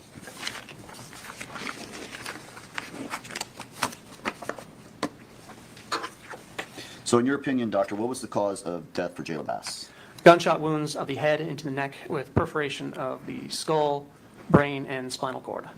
And what was the manner of death? Homicide. Just one moment. I will pass the witness. All right. Cross. Thank you. Good afternoon, doctor. How are you? If this heifer, okay, I'm going to go ahead and say that this woman is going to ask, but you can't tell us who shot the force multiplier. Can you? With your expert opinion, can you tell who did this? I'm guaranteeing you she's going to ask an asinine question like that, and I'm going to have to weave a tapestry of curse words to deal with it. Good, how are you? Hey, you're doing all right. Thank you. Do you have your report with you in case you need to look at it? I don't. Who is this chipper talking about children's deaths? I'm going back. Who talks like this, talking about children's deaths? Good afternoon, doctor. How are you? Good, how are you? Hey, you're doing all right. Thank you. Do you have your report with you in case you need to look at it? I don't, actually. I left it. Okay. Well, if we need it, we'll get it to you. All right, so you joined the Hillsborough County Medical Examiner's Office in July of 22? Yes. So fairly soon, or before this case happened in August, correct? Yes. I mean, you had been doing a lot of work, though. Did you say Texas prior to that? Yeah, I was doing my fellowship training in forensic pathology in Houston, Texas. And you finished your fellowship around June 30th of 2022? Yes. All right, so it sounds like you had left Texas, finished all your training, and then joined the ME's office as an associate medical examiner in July? of Yes. Oh my gosh, why did I never say Ghazni? This is like a young baby Ghazni. We must get Ghazni down here. We have found his younger brother. A young Ghazni. Okay. And you have been licensed in the state of Florida since July of 2022, correct? At least July. It may have been May. I have to check. But just a month or 2 months prior to the autopsy in this case, correct? Yes. And you're board certified in your field? I am board certified in forensic pathology and anatomical pathology. And you became board certified after this case had taken place, correct? Ooh. I'd have to look. That's right. All right. So now, you did not perform the actual autopsy. Dr. McGowan did, correct? Correct. All right. And you were kind of doing a supervisory role of Dr. McGowan. Yes. Someone's going to need to have to During take a Dr. McGowan screenshot. doing the autopsy in this case, you did step away Get some from that answers from autopsy to do Steve. other things, did you not? Well, we have other cases going on, but we have a large morgue, and I'm always there and kind of perching over their shoulders when I'm they're doing their work. jealous. You know, to teach and, you know, train and all that. Sure. Okay, so that's a yes then to my question. You did step away from the autopsy to do other things. Yes. Okay. And in fact, doctor, were you not doing other autopsies while this autopsy? If he says, I've written 3 articles and several dissertations about it.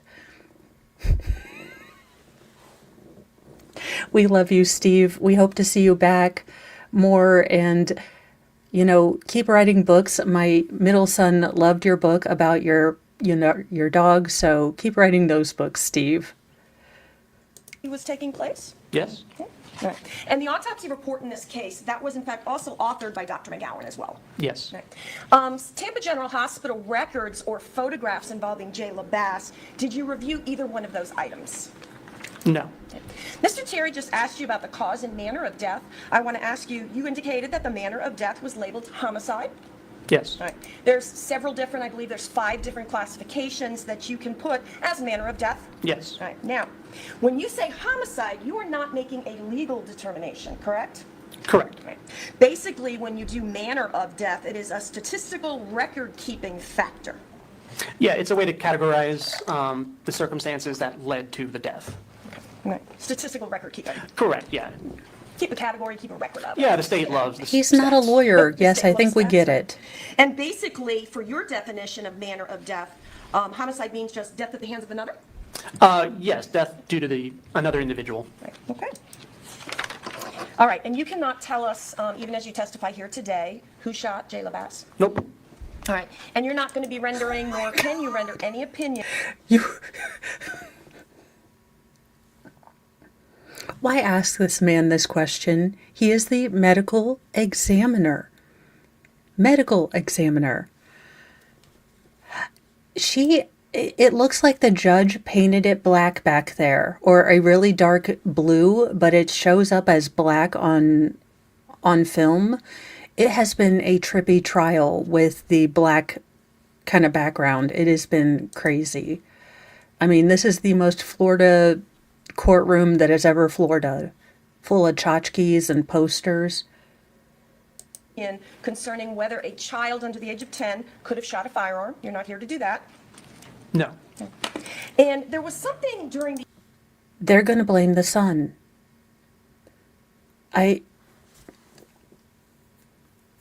They are switching their strategy now that they realize that the DNA is not going to sell. They are definitely going to go with the son. And the fact that this is completely obvious. Also, I'm sorry, you're okay, that was a bad pause. I'm sorry, sir.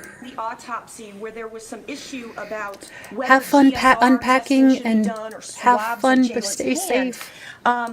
Did you speak with anybody from the sheriff's department concerning that? No. Okay. Do you recall anything in your file concerning Detective Holbelman speaking to your office and indicating he didn't want any, he didn't need any? Here, wait, I Or need. the actual autopsy, Dr. McGowan did, correct? Correct. Right. And you were kind of doing a supervisory role of Dr. McGowan. Yes. Right. During Dr. McGowan doing the autopsy. Oh, wait. Okay. So that's a yes then to my question. You did step away from the autopsy to do other things. Yes. Okay. And in fact, doctor, were you not doing other autopsies while this also authored by crud, Ms. I went Jayla back. Bass? Did you review either one of those items? No. Mr. Terry just asked you about the cause and manner of death. I want to ask you, you indicated that the manner of death was labeled homicide. Yes. All right. There's several different, I believe there's 5 different classifications that you can put as manner of death. Yes. All right. Now, when you say homicide, you are not making a legal determination, correct? I missed Factor. something and I went back too Statistical far. record keeping. Correct. Sorry, at the hands of another. All right, and you cannot tell us, even as you testify here today, who shot Jayla Bass? Nope. All right, and you're not going to be rendering, nor can you render any opinion concerning whether a child under the age of 10 could have shot a firearm. You're not here to do that. No.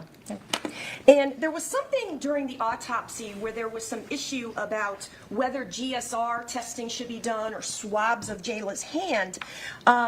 Did you speak with anybody from the sheriff's department concerning that? No. Okay. Do you recall anything in your file concerning Detective Holbelman speaking to your office and indicating he didn't want any, he didn't need any further testing? Do you remember that? I don't recall. Okay. All right. So is that possible? Maybe Dr. McGowan or investigators in your. Well, I think it was to the question, you can't tell us who shot the force multiplier or if a 10-year-old can shoot a force multiplier. Again, because he's like, that's not my job description to do any of those. And I've never been asked that question by a trained lawyer. your office dealt with that. Yeah, it's possible. Okay. All right, now, as you told Mr. Terry, the 3 gunshot wounds on Miss Jayla Bass, you're not giving us any sort of sequence. No, I can't tell you the sequence of the shots. Just because we label A, B, and C, that is not telling us it's in that sequence. Yeah, no sequence is implied with, it's just an easy way to, define it.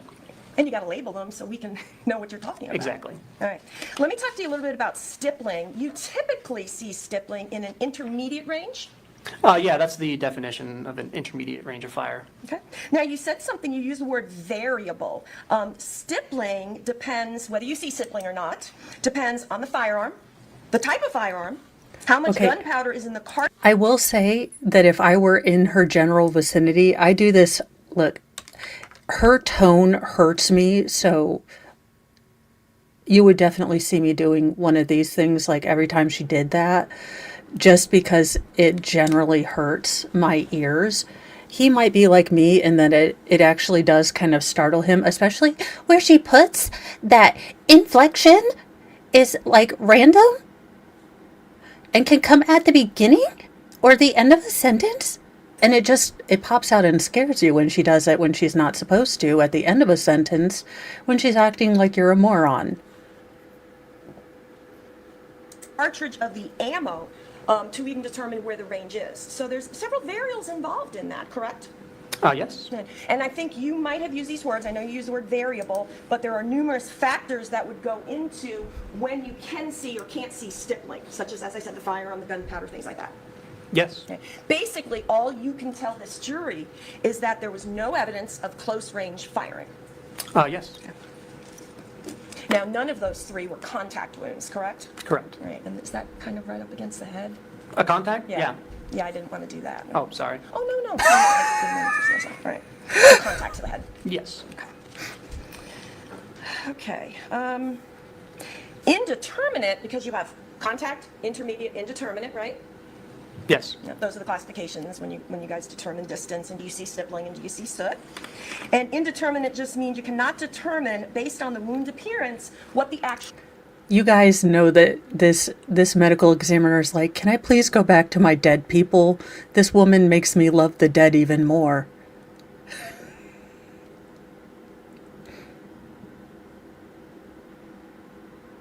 actual distance would be, correct? Correct.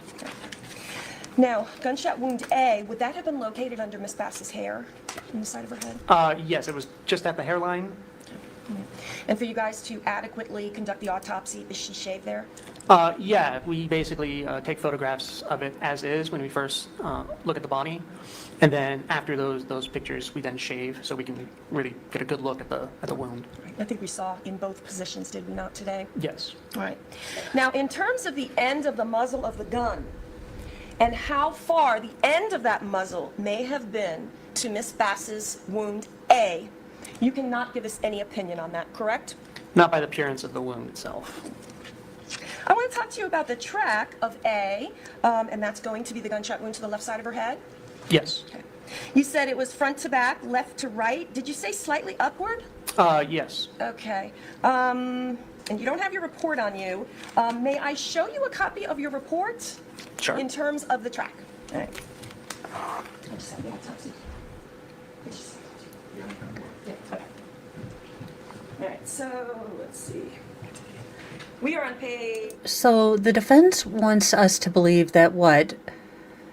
The son was holding his arms way, way out while he was lying down on the bed playing with the force multiplier in front of him? Because I don't... Okay. Page 4, where it talks about number A, and goes into 5. If you could look at that for me. Tell me what the autopsy report says about the track of wound A, please. It says that the wound path is directed from front to back, left to right, and slightly downward. Okay, so do I assume the report's in error, or is your testimony today? The report is in error. If you look at all the measurements of the entrances and exits, it makes a lot more sense. And we also have photographs of the probes that we use to signal directionality, but I doubt you guys would allow that to be shown. We didn't show those. Okay. Yeah, we didn't use those. All right. So wound A, then, the gunshot wound, is in fact slightly upward, not slightly downward, as Dr. McCowan documented in the autopsy report. Yes, the wound path is slightly upward. Okay. All right. And in fact, would you agree with me that when you gave your deposition to us, you testified the track was front to back, left to right, and slightly downward? Do you remember that? Yes. Okay, so you made a mistake in the deposition as well, correct? Yes. Okay. All right, and I think you've already said you cannot tell us anything about the position of the shooter, only tell us what you saw for that track. Yeah, just the direction of the track through the body. Right, okay. And when we do the track through the body, are you doing it in a standard anatomical position? Yes, where basically the body is facing you with the arms extended and the palms facing towards you. Like this? Yeah. Right, Yeah. okay. All right, and most people aren't in the Anatomical position. right? Typically. Okay. All right, let's go to B. B is the one that had an entrance and exit wound, is that right? Yes. Okay. That's going to be the one near the eyes. In between Okay. the eyebrows. Okay. Yeah. Gunshot wound B. Okay, B. We're on the same page.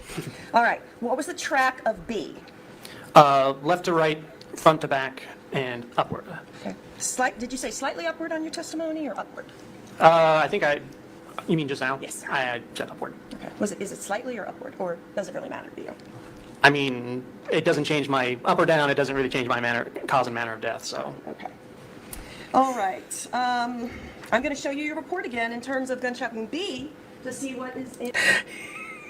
You've got to love the accidental honesty of people who don't people when they're asked questions that they find stupid. So he's like, look, I mean, up, slightly up, I mean, kind of,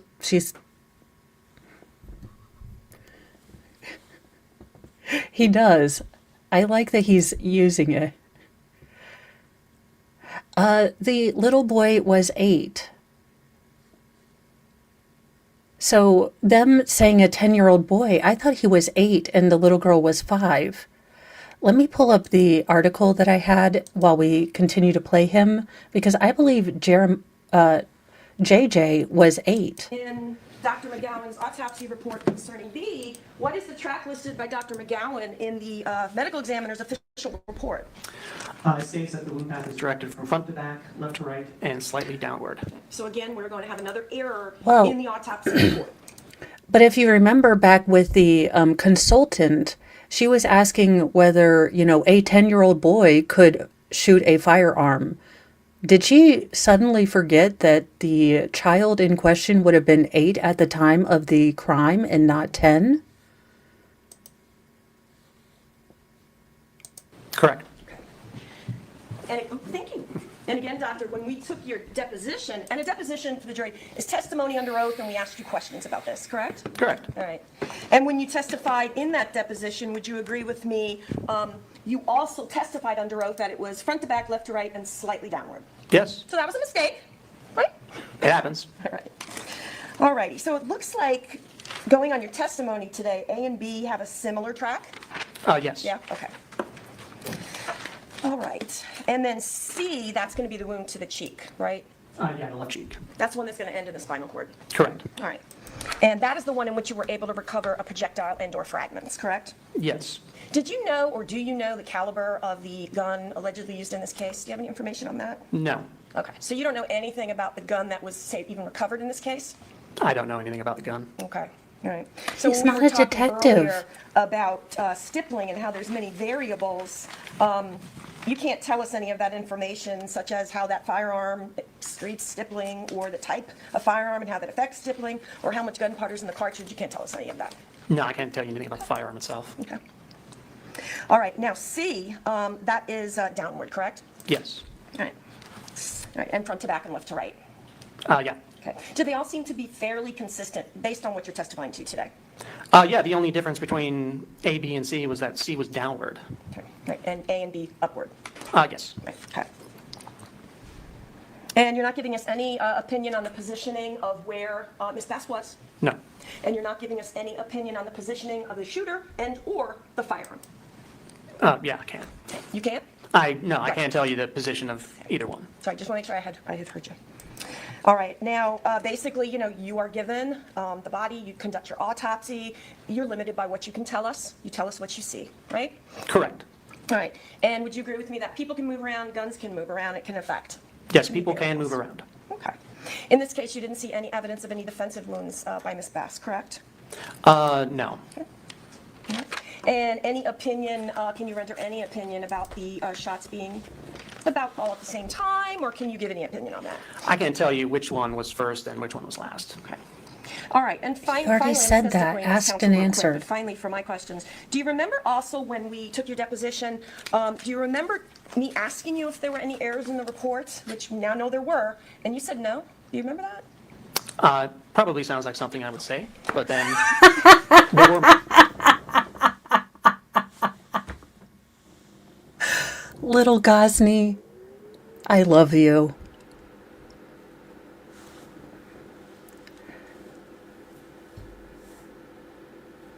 And if you had read the reports and you looked at the measurements and realized that they were upward and not in a downward trajectory, wouldn't you have pointed that out at the deposition?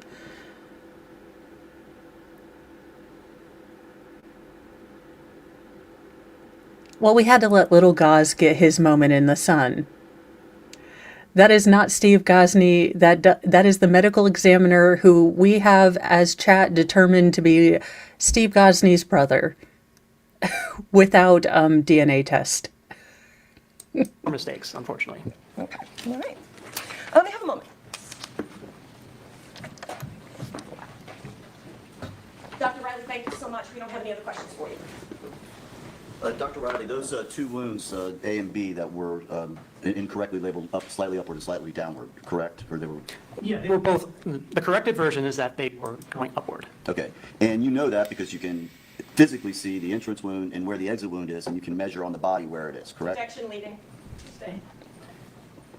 Is there a way to just determine that just by looking and measuring from the body where the wounds are, the entrance wound and exit wound is? Yeah, and that's documented in the report. Okay, so nothing changes from how the wounds occurred, where they went, or the range of the firing?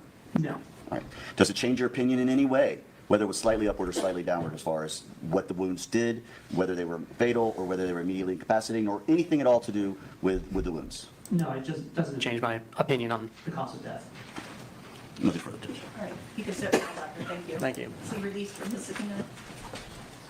Yes. Yes. All right. Call your next witness. State recall, Makisha Romeo. Now, I do believe Maisha Romeo was I want to say cousin of Shirley, who was with her during that celebration dinner for her sister at Ruth Christ, kind of at the start of this whole, this evening of terror. The thing that set the defendant off was allegedly his wife going out to dinner to celebrate his sister or her sister's birthday. So I believe this will be the witness that was with the wife and at the dinner, and then is going to talk about an alleged confrontation that happened on the way home from Ruth Christ after it is alleged that the defendant followed his wife, left the children alone by themselves, followed his wife to the steakhouse, and then followed them home, confronting them on the highway back home. Shirley then dropped off this cousin and came back to her house, and we're not quite sure what happened that night, but something happened. So I believe that is going to be the next witness. Now, the defense has put out there that, the testimony about this confrontation on the highway did not come out until about a year after the incident happened. So there might be, that is something to pay attention to when she is giving her testimony.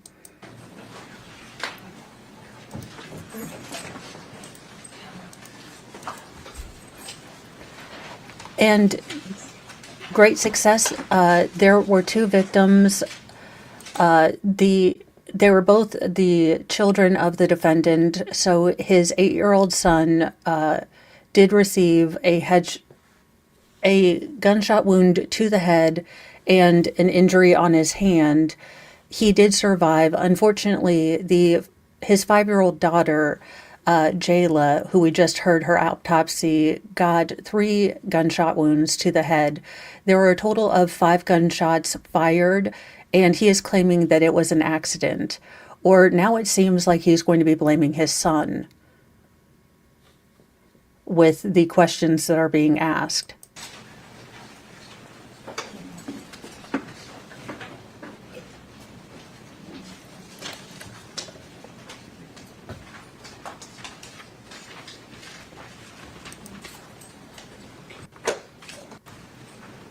Giving this cause will be the truth, the whole truth, and nothing but the truth. Thank you, ma'am.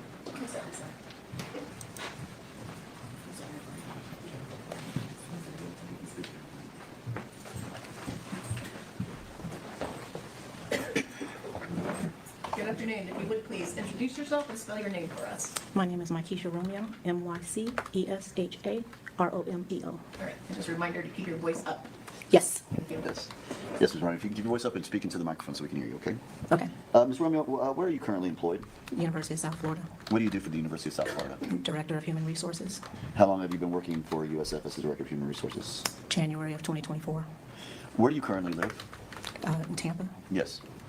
My actual address? You live in Tampa? Yes. Okay. And are you married? Yes. And who's your husband? Richard Romeo II. Okay. Do you know the defendant in this case, Jermaine Bass? Yes. How do you know him?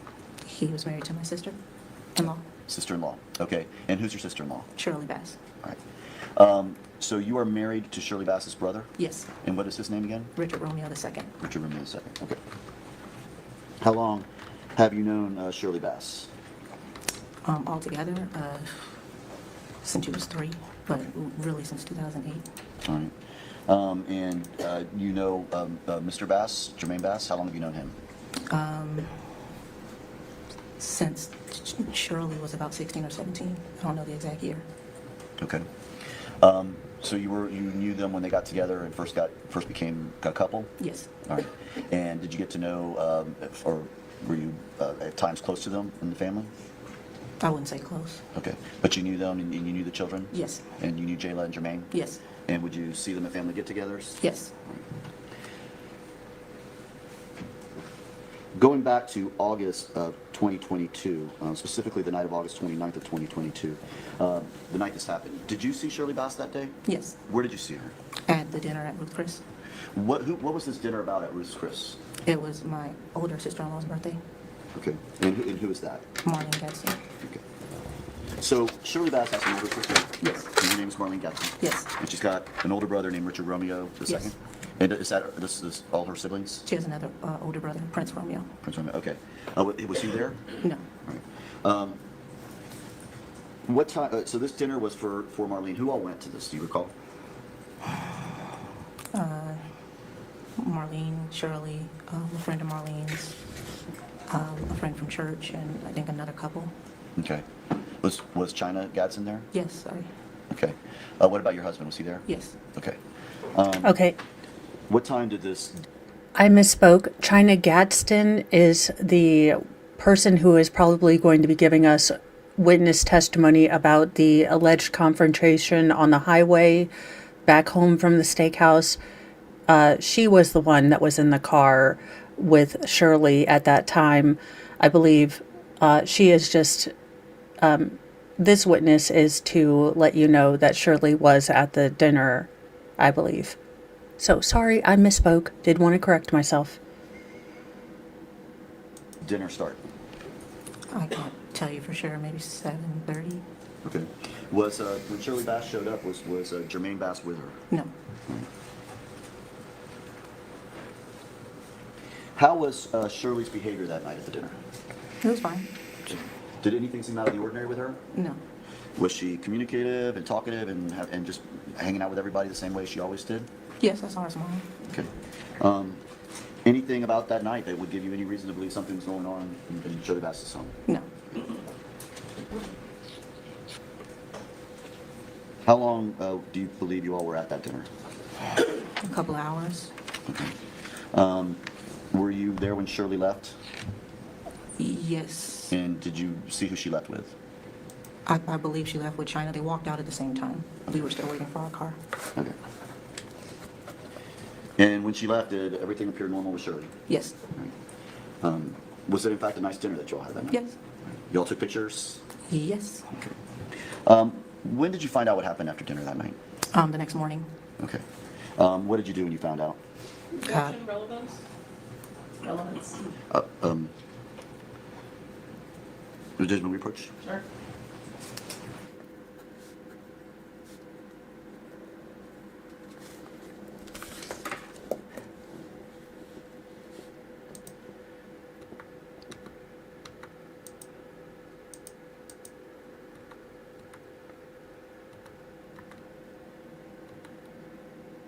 All right, were you able to see Jermaine Bass, JJ? Yes. Hospital?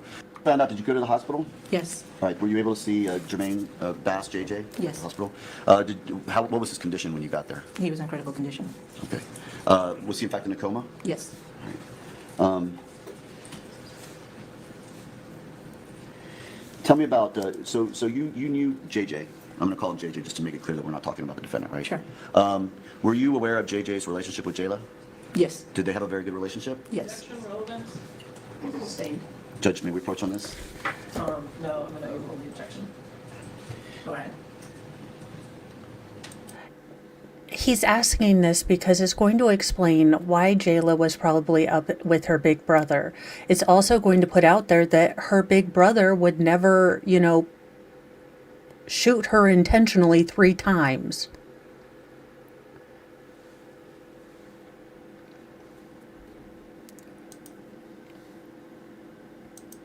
You're going to go ahead? Okay. Did they have a good relationship? Yes. Did you ever see them fighting?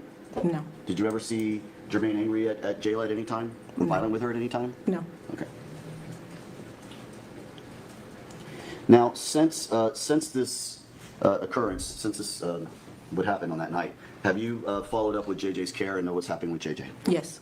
Okay. How is JJ doing today? He has some struggles, but he's recovered very well considering. Okay. Is the bullet that was shot into him, is it still inside his head? Yes. They were not able to take it out? No. As a result of that, has that limited Jermaine's ability to do things in his day-to-day life? Yes. How so? He has trouble with processing, and he has receptive and expressive language disorder. The left side of his face is paralyzed. His left ear was closed permanently because the back, I guess, from what I heard at the doctor's appointment, Objection, hearsay? Just see what you observed. what I observed. Or what you've observed in What I've observed is his left ear is closed permanently. Okay. And he can't hear out of that left ear? Correct. As a result of this, is he not allowed to play like physical sports? He cannot play tackle football. Other than all that, though, he is still progressing and going through school normally and as any other child would. He's below a little, but he's moving through. Wait, one moment, Your Honor. That's remarkable for all of the things that he's having to deal with. The fact that his brain is having to learn new ways to process because of the injuries done to him, that his left side of his face is paralyzed. I mean, it's a miracle that he was absolutely, able to be at grade level, even if he's a little behind. And this woman wants to tell the defense off. So the defense might want to maybe pass on this woman. Because I'm getting the idea with the way her face kind of twitched when they wanted to say that was hearsay, that she wants to tell the defense a little something, something. So they might want to just pass on her.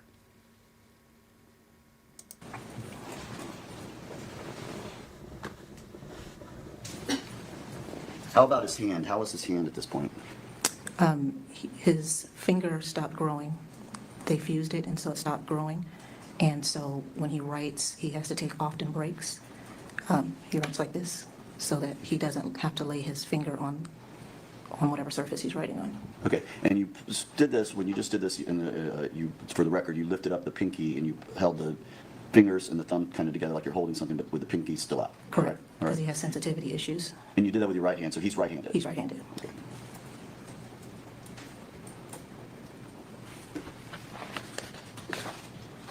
right, Judge, I'll pass the witness at this All time. right. Cross. Well, at least it's Good not afternoon, Ms. Romeo. Good afternoon. upspeak. So you are married to Shirley's brother? Correct. And you said you've known her from the time she was 3, and then there was a time that you and your husband were not together, and then you got back together and had contact with her after that? Correct. So it sounds like Shirley's siblings are older than her? Yes. Okay, and do they have a nickname that they call her? Princess. And is that the reason why you were saying that you all are not typically close, is because your husband is kind of like the big brother, almost like a father figure to her? Yes. Okay, and she hangs out with China, right, sometimes? I've seen it. Okay, Yes. and China is related how? She's Marlene's daughter. Okay, so she is technically Shirley's niece, right? Yes. But are they in a closer age range? I mean, closer than me and Shirley. Okay, closer than your husband and Shirley and you and Shirley, right? Yes. Okay. Now, you all got together on the 29th of August for Marlene's birthday dinner, Correct. and that was at Ruth Chris? Yes. Who organized that? I don't know. Okay. And did you all also have a bigger family celebration the day before for Marlene's birthday? Yes. Okay, and that was her actual birthday, right? No. Her actual birthday was on the birthday dinner? Yes. Okay. And at that point, it sounds like there were less people kind of invited to the dinner part of it. It would seem so. Okay. Is that what you remember during that time? That there were less I people don't at remember that everybody dinner? I saw the day before. Okay. So you said it was you, your husband, Marlene, obviously, her boyfriend, and then some other couples, China, and also Shirley was there. Correct. And you didn't see how Shirley left, but you believe that she rode with China because they both kind of left at the same time. I believe so. Okay, but you didn't see him get in a car or anything like that. I don't recall. And nothing unusual going on that night, celebrating, typical dinner. Correct. Did Shirley seem to be in any kind of distress that evening? No. So the next day, when you find out anything happened, is when you went to the hospital? That's correct. Okay. If I could have one moment.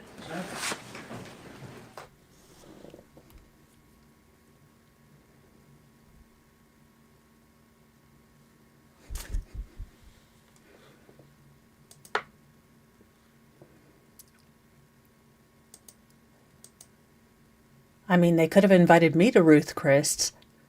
I would have loved it. Yes, Your Honor. All right. Call your next witness. State called China Gadsden.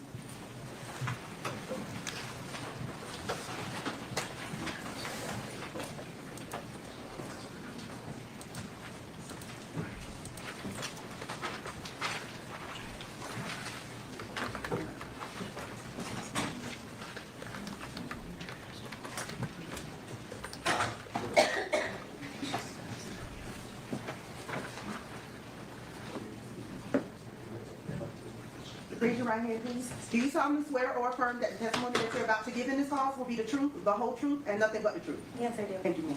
You can come this way.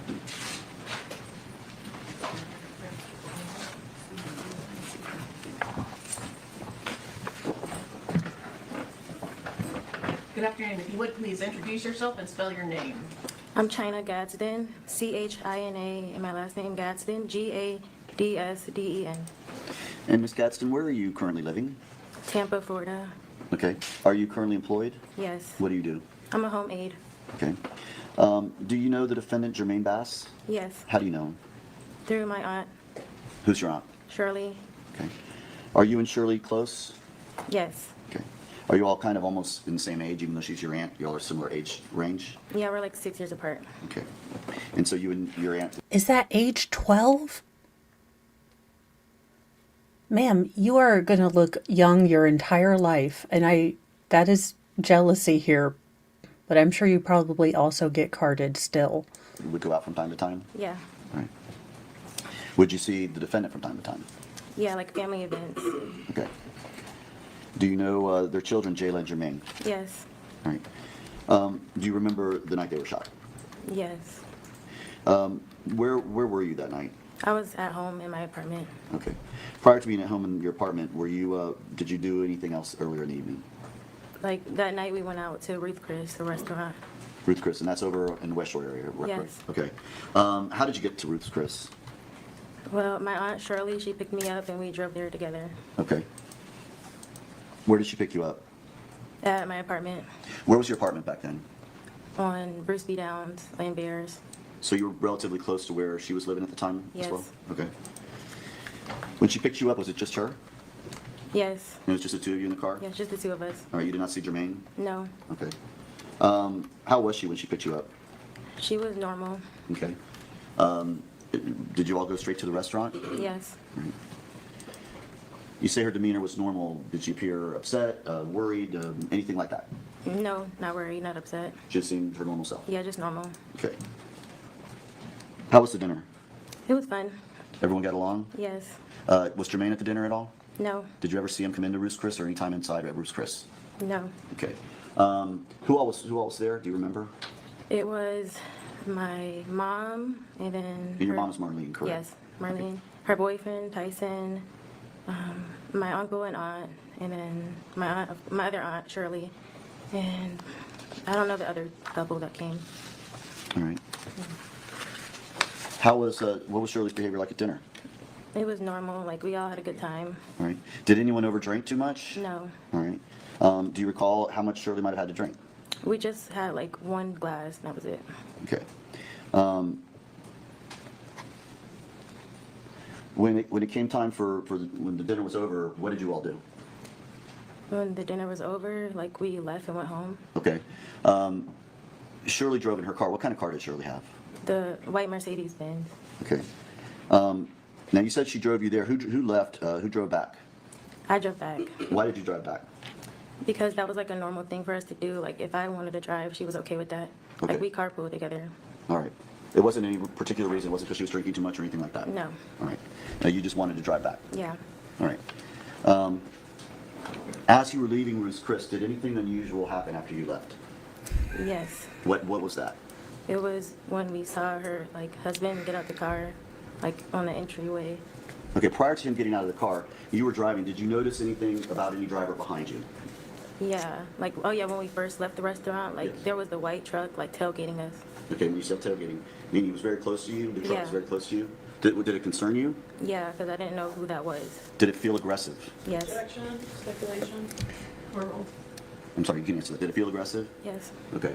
And as the car was tailgating you, what did you do? Were you getting concerned? Yes, I was like, what was that? Like, who was that behind us? And I just thought it was like some crazy random guy because I wasn't sure at the time until like I saw him get out the car.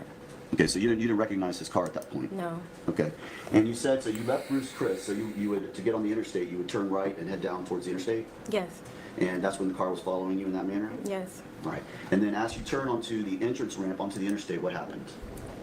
Like we were like a distance or like about 2.5 cars, but it was like no cars in front of us. And then I stopped to like keep my distance because I wasn't sure what was going on. Like he stopped traffic and then got out the car and went over to my side because he probably thought she was driving, but it was me. And Okay, he wait, asked, let's slow down for a second. Okay. Yeah. So he was tailgating you. You pull onto that entrance ramp. How does he get in front of you? What happens? he like goes in front of us, like around us, and then stops like because it was only one lane to get up the entrance ramp. Okay.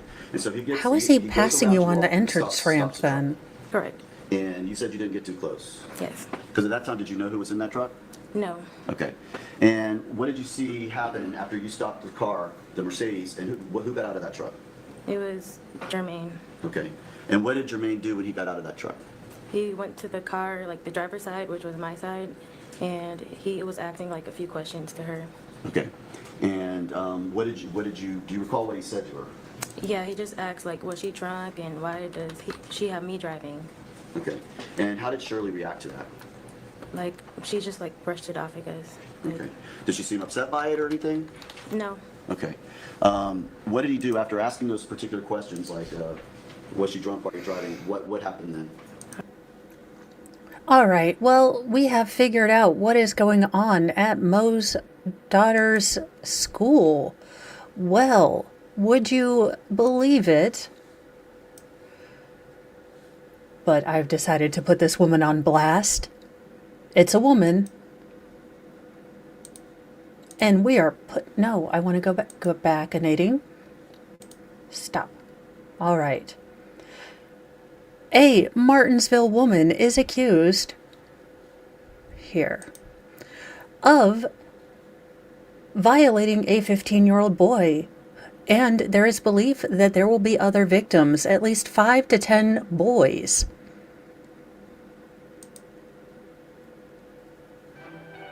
No, you're gonna charge me. I know you, WTHR. All right. A Martinsville woman is facing charges after allegedly assaulting a 15-year-old boy.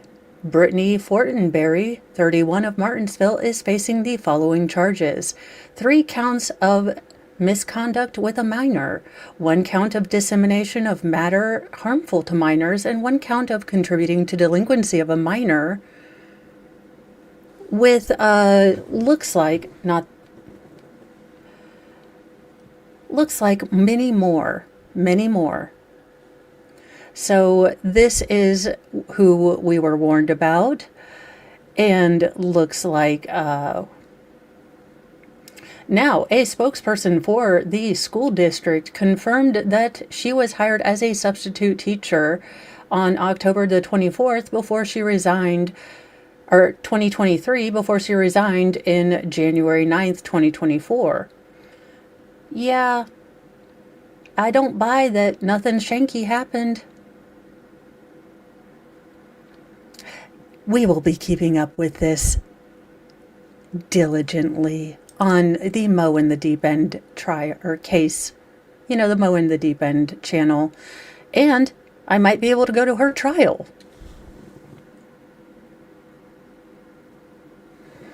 Because you don't do this in my backyard. Any hoozle. There we go. Well, it looks like from what it looks like, she had contact with other school districts as well as substitute teaching. So it doesn't look like it's only my school district. It looks like it's other school districts involved. It looks like multiple school districts are looking into her now. So yay. I guess he just went back to his car, and it was like, that was it. It happened really fast. Okay, and then did he drive away from that point on? Yes. All right. And what did you do at that point? I just kept driving, and I was like, whoa, like, that was crazy. You said that was crazy? Yeah. Okay. That was not typical, right? No. Okay. Did you drive back to your house at that point? Yes. How was Shirley on the drive back? She was normal. Okay. Yeah. And she dropped you off? Yes. Okay, and then she left, and I guess you assumed she went home, correct? Correct. All right. I don't buy this. Shirley was normal after her husband tailgated you on the, entry pass and, was being threatening and driving aggressively. And then Shirley was like, this is just a normal Tuesday. I mean, if my husband would have done that, that they were like, girl, do you need to stay over here? Do you need to bring the kids? Yeah,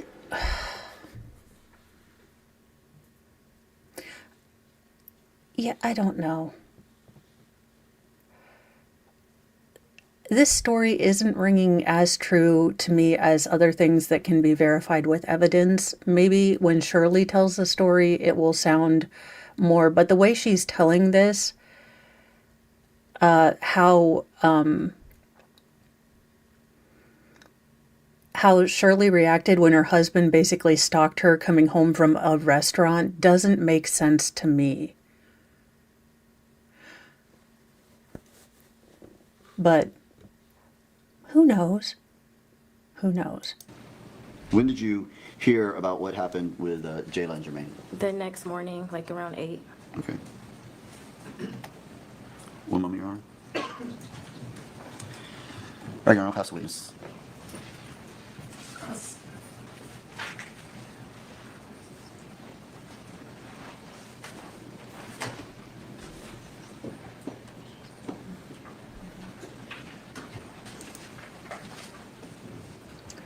She might have.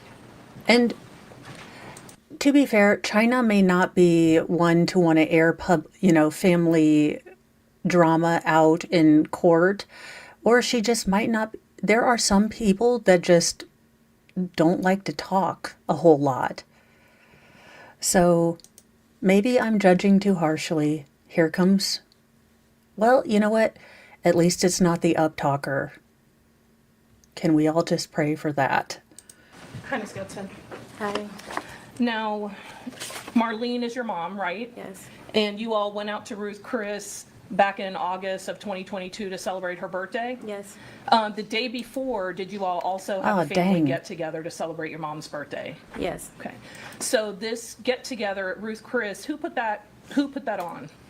I'm not sure. I don't recall. Okay. Was it a last-minute kind of surprise dinner for her? I don't remember. Okay. Do you remember when Shirley got invited to it? No. All right. But you ended up riding with Shirley Yeah. to the dinner? Is that regular that you guys would kind of ride together sometimes? Yeah. And it sounds like it was about 8 of you all there at the dinner that evening? Yeah. Nothing unusual was going on, right? No. She didn't seem like she was in a rush to get home or anything like that? No. You all were able to celebrate your mom and have a good time at the dinner that night? Yes. Now, she was driving a Mercedes. I am Was this a jealous. nice car that she was driving? Yes. Was it new? Yes. And was it just the two of you in the car? Yeah, just the two of us. Okay, and so when you start to drive home, you're going to your house, right? Yes. And so she's letting you drive the car to your apartment, you were gonna get dropped off, and then she was gonna go home from there. Yes. Is that an area that you're familiar with over there in the West Shore area? Yes, because I've like been in Tampa my whole life. Okay, and you've been over there for other things at times? Yeah. Okay, so when you drove to leave out of Ruth Chris, how did you get to where you were going? Like with her car. Yes. Yeah. Yeah, with her car. How were you driving? What route did you take? Oh, like West Shore Boulevard and I-4, or not I-4, like I-275. Okay, and you're getting on 275 North? Yes. And so when you go and you get on 275 North, you said there's kind of a ramp to get on or an entrance way to get onto there? Yes. And it's one way? Yes. And is it more than one lane? No. So you see this car where you said a white truck, right? Yes. And you said that truck stops. Yes. Where does the truck stop?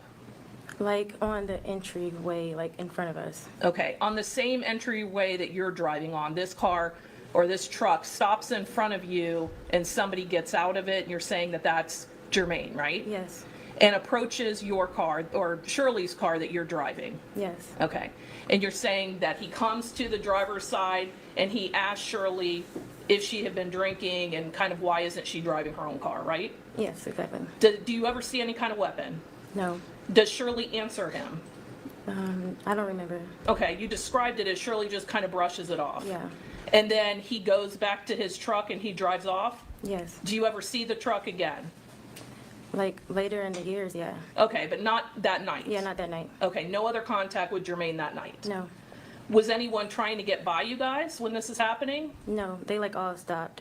Everybody stops? Yeah, like all the cars that was behind us. Okay, is anyone honking? No. Yelling, getting mad that you all are stopping this traffic going on to 275? No, it's like everyone's seen it happen, like how he went around us.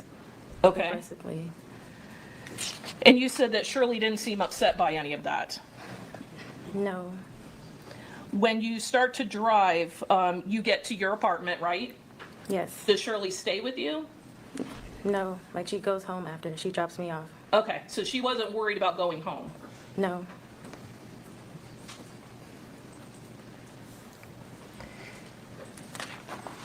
The defense made a big point about this not coming out for almost a year after the whole investigation started.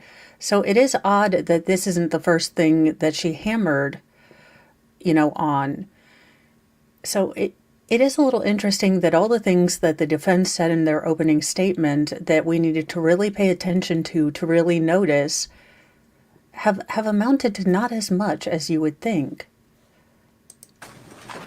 And you say later the next morning is when you hear about anything happening with the children. Yeah, Okay. You don't talk to detectives, law enforcement, until over a year later when they interview you, is that right? Yes. It wasn't until October of 2023 that you finally speak to them. Yes. If I could have one moment.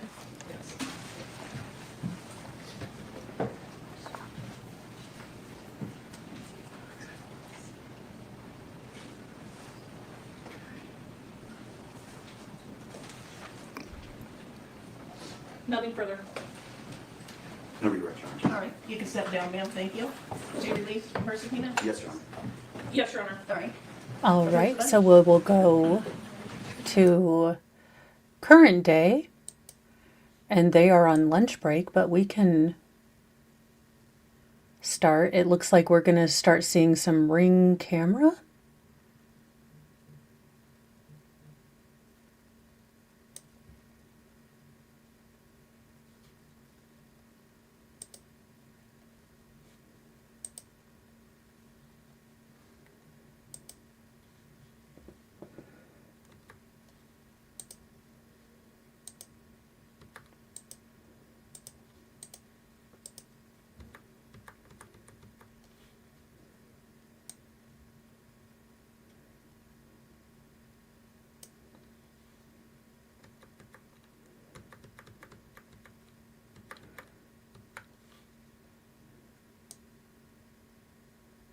Or heard or learned anything about this case or the people and places involved in this case?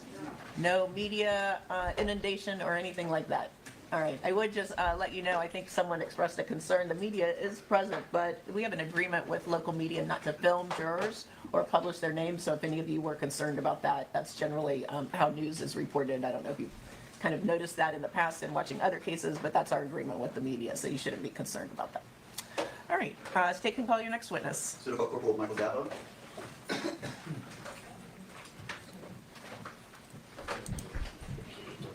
Raise your right hand, please. Do you solemnly swear or affirm that the testimony that you're about to give in this cause will be the truth, the whole truth, and nothing but the truth? I do. Thank you, sir. Please come this way.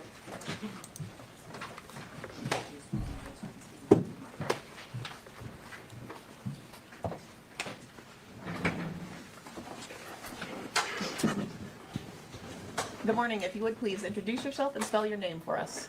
My name is Corporal Michael Gabo. Last name is spelled G-A-B-O-T. Thank you. And Corporal, how are you employed? I'm employed with the Hillsborough County Sheriff's Office. And how long have you been working with the Hillsborough County Sheriff's Office? A little bit more than 14 years. And your current position is what?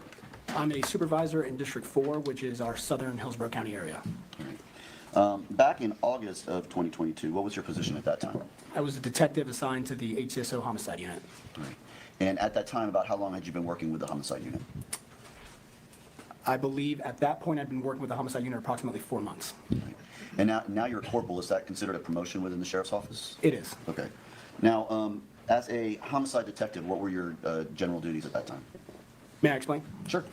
So homicide detectives assigned to the homicide unit at the time that I was there had various duties. Those included death investigations of natural deaths, suicides, overdoses, homicides, kidnappings, and other violent crimes.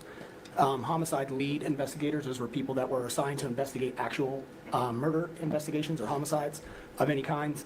There are typically 3 roles in those sort of incidents. There's a lead investigator who's assigned by a supervisor to oversee an investigation. Their job is to draft affidavits, oversee and summarize the investigation for the attorneys, provide presentations, and conduct most of the interviews.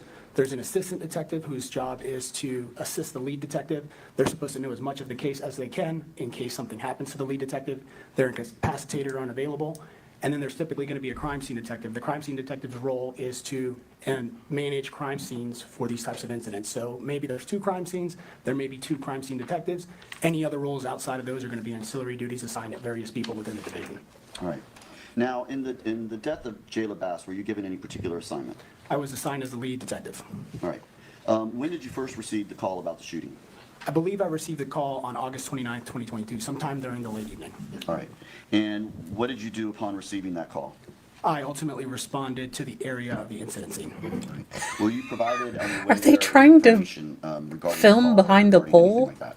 In my initial receipt of the information for the call, regarding my response, I was informed that the shooting involved potentially an accidental shooting where 2 children were shot at a residence within our District 1 area, which is in the north part of Hillsborough County.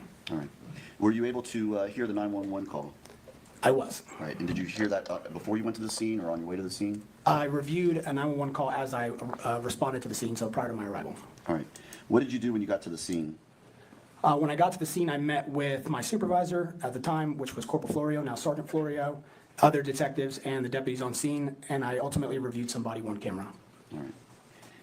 And do you recall whose body-worn camera you reviewed at the time? Deputy Scott Rainey. All right. Did you go into the apartment at that time? I did not. All right. What did you do next? After reviewing the body-worn camera and receiving my assignment as a lead investigator, I responded to Tampa General Hospital. And why did you go out to Tampa General Hospital? I was informed that Jayla Bass was the Without telling us what you were informed, what was your purpose in going to the hospital versus staying at the scene? I responded to the hospital to check on the victims. Okay. When you got there, were you able to check on the victims? I was. All right. Who else were both victims there, or were they in separate hospitals? Both victims were in the same hospital in separate rooms. Okay. By the time you arrived there, was Jayla Bass pronounced deceased? She was. Okay. Was Jermaine Bass, the son, was he still alive at that point, obviously? He was. Okay. And what was his condition when you got there? He was incapacitated in a hospital room. Okay. Was he awake, coherent, anything like that? He was not awake. He was alive. I could see an obvious wound to his head, but he was unresponsive. All right. Did you see anyone else there while you were there? Yes, I interviewed the mother of the children, Shirley Bass, in the presence of her sister. And how was she? What was her demeanor at the time? She had just been informed at the time that her child was deceased, that Jayla Bass was deceased, and she was very difficult. She was very difficult to interview. She was crying. She was in the process of what I determined to be grieving at that time. All right. So what did you do next? What did I do next from the From hospital? the hospital, did you go? Yeah, after the hospital, where did you go? I responded back to the area of the incident scene. Okay. And what did you do when you got back there? At that point, there was a search warrant that had been authored for the residence. Detectives and crime scene investigators and other personnel from HSO were inside. I will say he is canted at about a 45-degree angle. The detective, the scene detective, was really good at kind of making it seem natural. And I'll be going for a little bit longer, yeah. So I'll be going till around 2 today. So you can go have your Bojangles time. For the residence. So I entered into the residence, met with personnel inside of there, received a brief walkthrough, and assisted with a search of a bedroom. All right. And the search of which bedroom did you assist with? It was the bedroom that was identified as belonging to the parents. Now, the jurors by this point have now seen plenty of pictures of the residence, and so they're familiar with the room you're discussing. Can you tell us what you did as far as assisting in the search of that particular room? Primarily, I assisted with a search of the closet. Okay. Were you there when the drawers, the dresser drawer was searched, the silver dresser? I was in the room when it was searched. All right. And were you there when the firearm was recovered? I was. All right. And did you see them remove the firearm from the actual dresser? I did. When the firearm was removed, were you able to observe whether or not it was loaded with any bullets?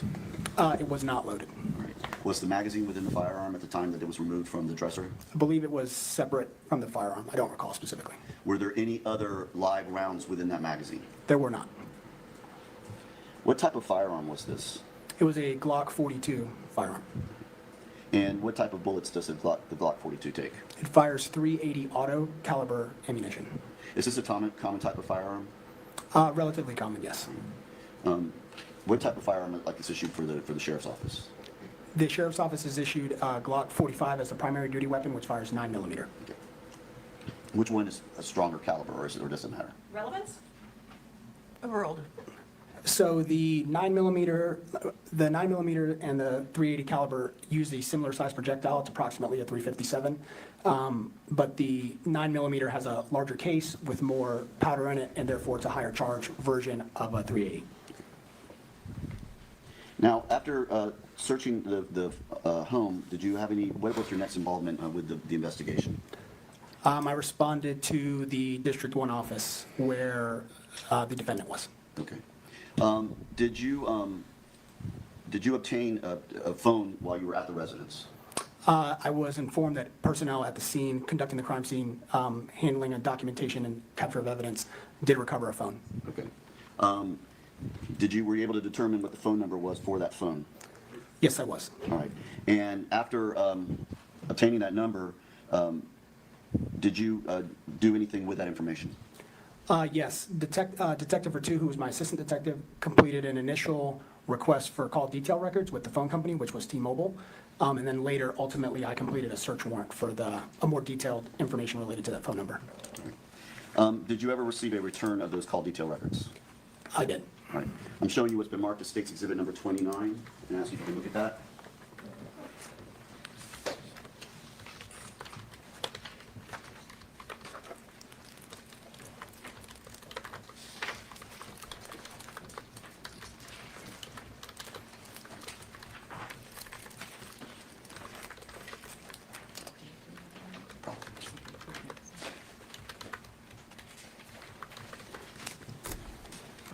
Do you recognize those? I do. And are those in fact the call detail records you received as a result of your subpoena?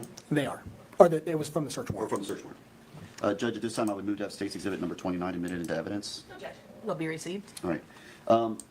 And do these phone records give you or indicate who the owner of the phone number is? They do. All right, and in this particular case, where it says subscriber named Jermaine Bass, is that in fact who the owner of that phone number is, based on their records? Yes, it is. All right. And the phone number we're discussing, is that it right there, 813-696-7195? It is. All right. What does the call detail record give you? What information does it tell you? So a call detail record is a record provided by the phone company, which, because the phone company requires a lot of information to provide that customer service, when they have a connected phone, that phone oftentimes connects to a tower to complete the service call or the internet connection that's required to provide the service that the customer requests. So some of the information that's captured in a call detail record. And this is going to the state's opening statement, where they claimed that the defendant did not call 911, did have access to his phone when in the intervening time between when the shots were fired and when Shirley went out and found someone to call 911. He actually, in that intervening time between when the police arrived and everything, he actually didn't call 911, but did call another number. So this must be the Cellbrite download of who he called. Record may be location data, it may be numbers called, whether that call was incoming or outgoing, the duration of the call, what type of call it was. For example, an SMS may be considered a part of a call detail record or a text message. An MMS or a picture message may be part of a call detail record, or an actual voice call may be a portion of a call detail record. All right. So it will give you indications of when phone calls are being made from that phone as well as when they're being received? Correct. All right. And on when you get these records, on what timeline are they set? They're set on UTC, which is a universal time that's consistent across all time zones. Okay. So what is our time in relation to UTC time, the Eastern Standard Time? Depending on the time of year, we're either on Eastern Daylight Time or Eastern Standard Time. At the time of this incident, we were 4 hours behind UTC. Okay.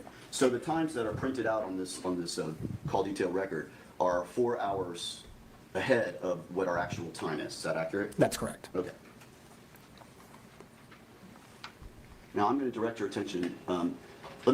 Before I do that, Corporal, do you recall when the 911 call was received regarding this incident? It was received on 8/29/2022 at 10:33 p.m. 10:33 p.m. Okay. Now I'd like to direct your attention to the very last line on this particular form.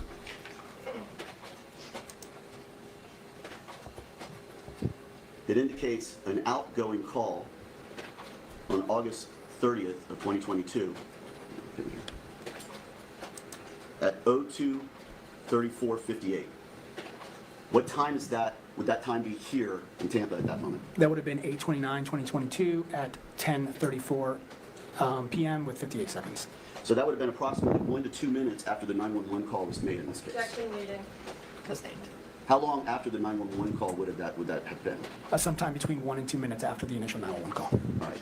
And what is that call, if you can tell the jury? That is an outgoing call to phone number 813-516-3376. All right. And that is an outgoing call, meaning someone made that call from that phone at that time. That's correct. Now, can you tell whether or not that phone was answered?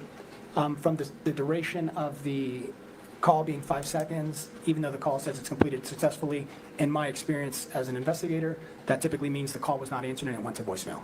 Okay. Were you able to determine who that phone number was that he was calling? I was. And whose number was that? It was LaQuanza Thomas, who is Jermaine Bass, the defendant's mother.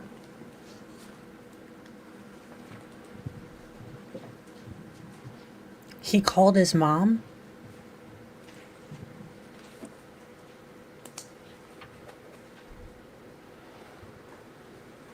Did you Or ever, tried to call his receive mom?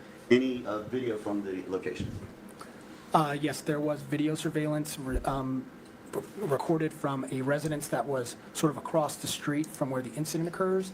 A residence, I believe, was 13937 Heritage Club Drive. All right. And did your office, did the sheriff's office obtain that video, that surveillance video? They did. And did you notice anything of interest on those videos? Yes, I did. What did you see? There's vehicles that are seen coming and leaving, or leaving and then returning to the area of the incident scene prior to the 911 call being received. And those two vehicles are going to be determined to be Shirley Bass's vehicles. She owned both of them. Okay.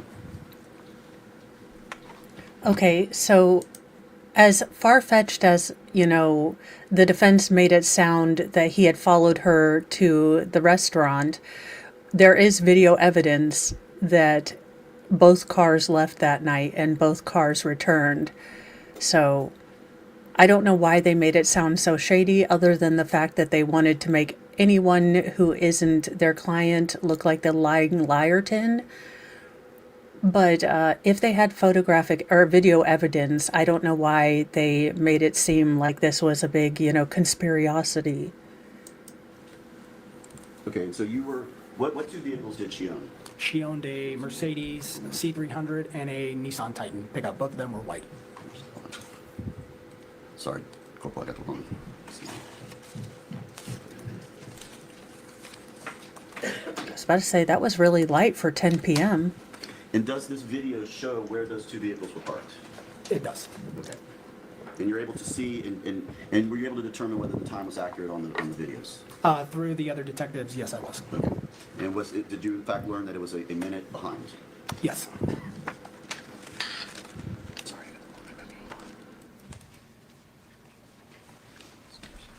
All right, so I've now put in State's Exhibit number 6, which has already been admitted into evidence.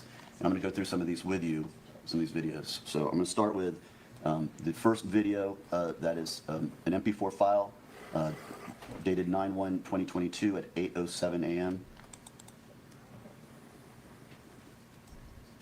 Now, if you could, I'm going to pause this real quick.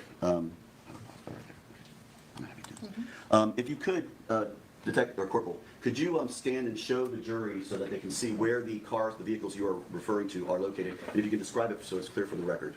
They're going to be to the top right of the screen, and the white vehicle, and the white pickup truck here is going to be Shirley Bass's Nissan Titan, and the vehicle just to the left, or to the right of it, from the perspective of the vehicle, left of it on the screen, is going to be her white Mercedes C300. Okay. And the time on this is August 29th of 2022, and it's at 6:05:48, which we now know is actually 6:06:48, correct? That's correct. All right. And what do you, in this particular video, is this where you observed them, or you observed her leave? This is the video where we observed I observed the white Mercedes C300 leave.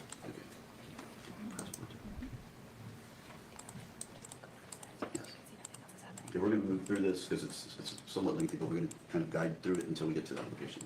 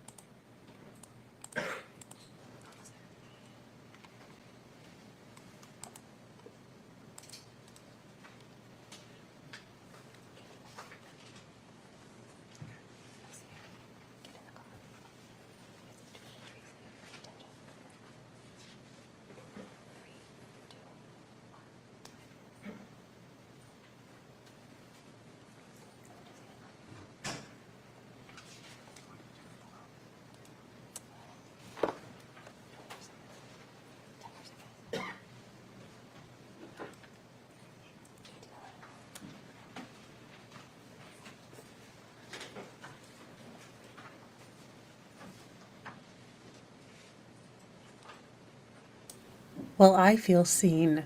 They just had to clicky forward.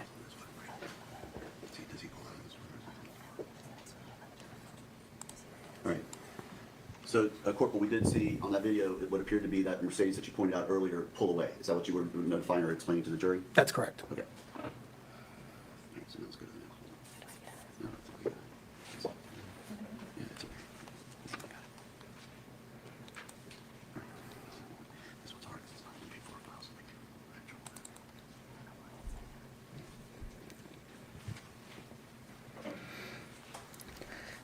They take forever with these. All right, so now I put up the second one in the, on the list, and this one is now at 18:56, which is, in our term, 6:56 p.m., but it's a minute behind, so it's actually 6:57 p.m., correct? Correct. All right. And what are we looking at here around this time? What of relevance comes up in this particular video? So in this video, in approximately 8 minutes, the Nissan Titan door is going to open and the vehicle is going to drive away. All right, and that's the truck you were referring to earlier? That's correct. Okay. I love how the cop is telling him, look, in about 8 minutes.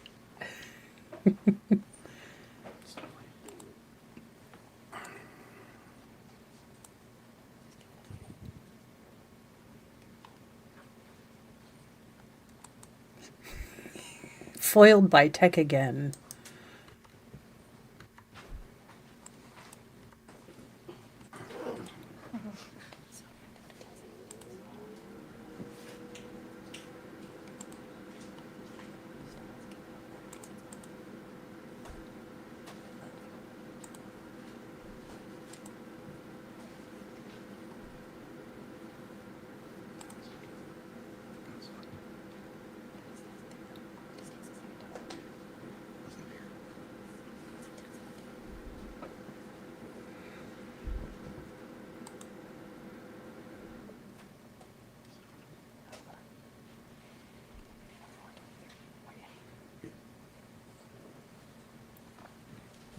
All right, so we just observed that Nissan truck, and that is at 19:04:30, correct?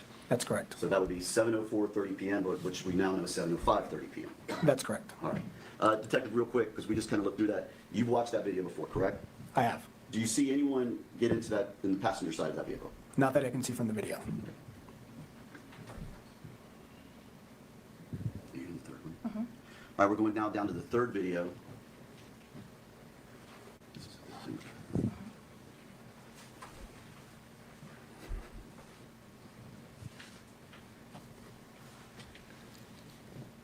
We allege we're going to the third video.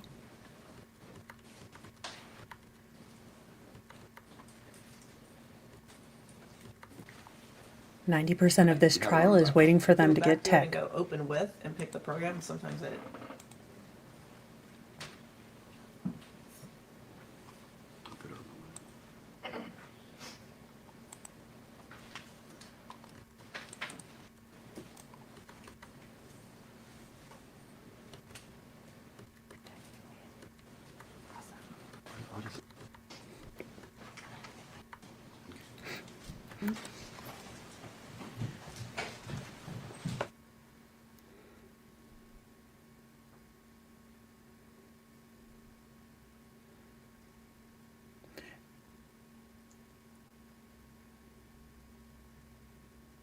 Corporal, so we're going to connect to the laptop. It's going to show the exact same thing, and we'll figure out why the disk isn't playing.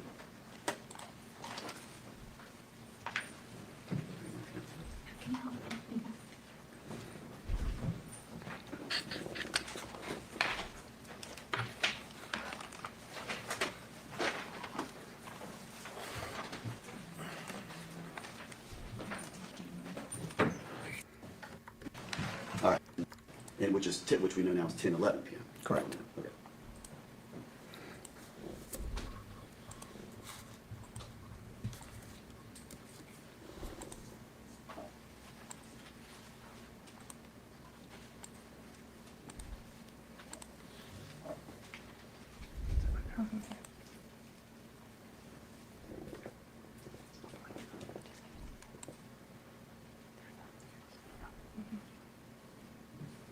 Detective, real quick, what do we see in this video before? Oh, hold on, just go ahead.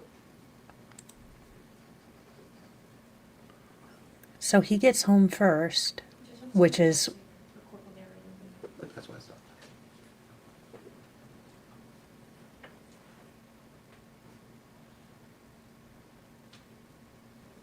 and backing up parking.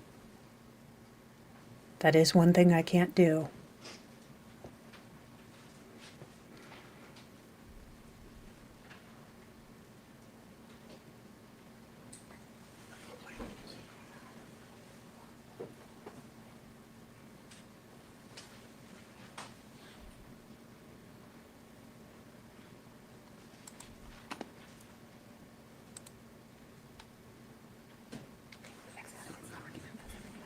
Now, Corporal, in this video, we see that truck that you described earlier coming in. Was that the significance of this video? It was. And again, in watching that video, do you ever see any children or anyone get out of the passenger side or anyone else get out of the vehicle other than the driver? Yeah, I'm going to object to the corporal narrating the video. Right, overruled. I do not. Right, I'm now going to the fourth one. That's labeled 8/30/2022, 9:09 a.m.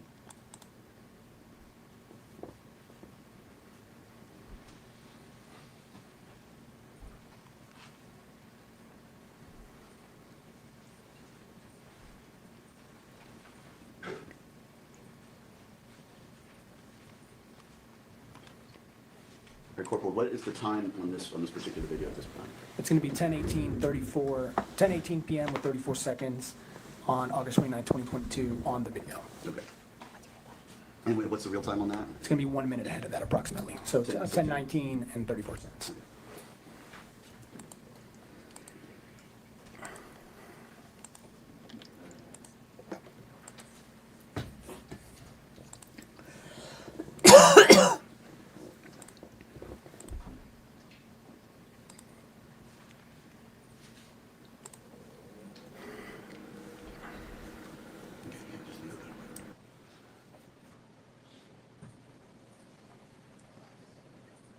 Corporal, just for Jerry, where are we looking at here? You're going to be looking just to the right of that Titan, to the left of it in the video, but to the right of it physically to the vehicle, which is where Shirley Bass's Mercedes is going to pull back in.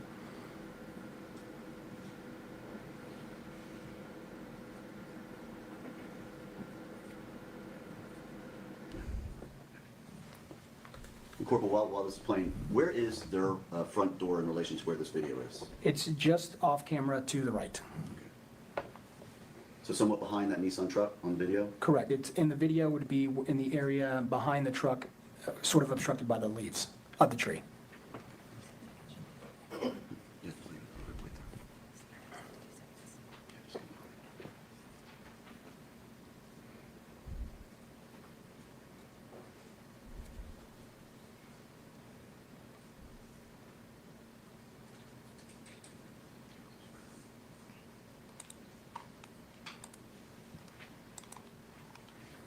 Now we're going to the fifth one down the line.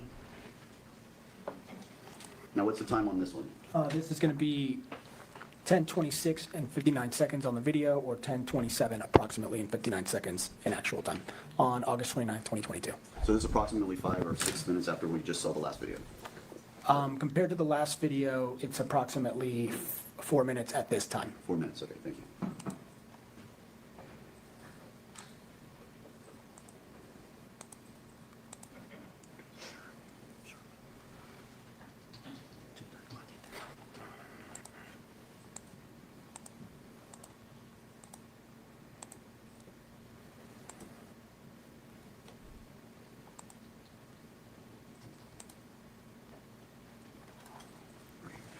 So Detective, we've moved forward a little bit on the video. We're now at what would be 10:30, 37 seconds, or 10:31 in real time.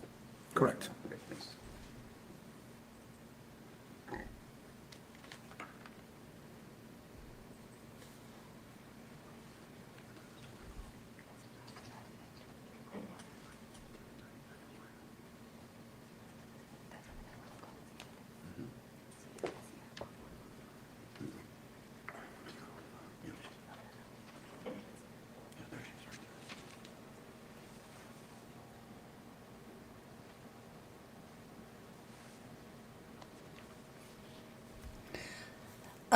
No, getting information from Ring doorbell cameras, and as shady as the defense made it sound that, oh, well, this story didn't come out until a year after the crime, that the defendant had followed his wife to the steakhouse. We are now seeing recorded evidence that he at least left and didn't take the kids with them.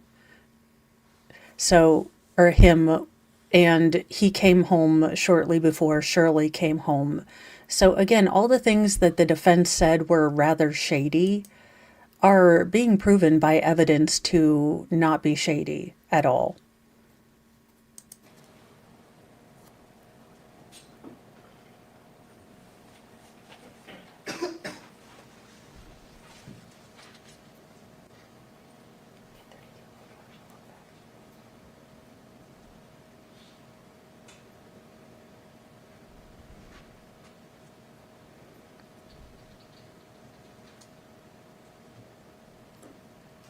Detective, it's now 10:33:10. We see an individual walk past. Did you ever identify who that individual was? I did it. And who was that? It was Shirley Bass.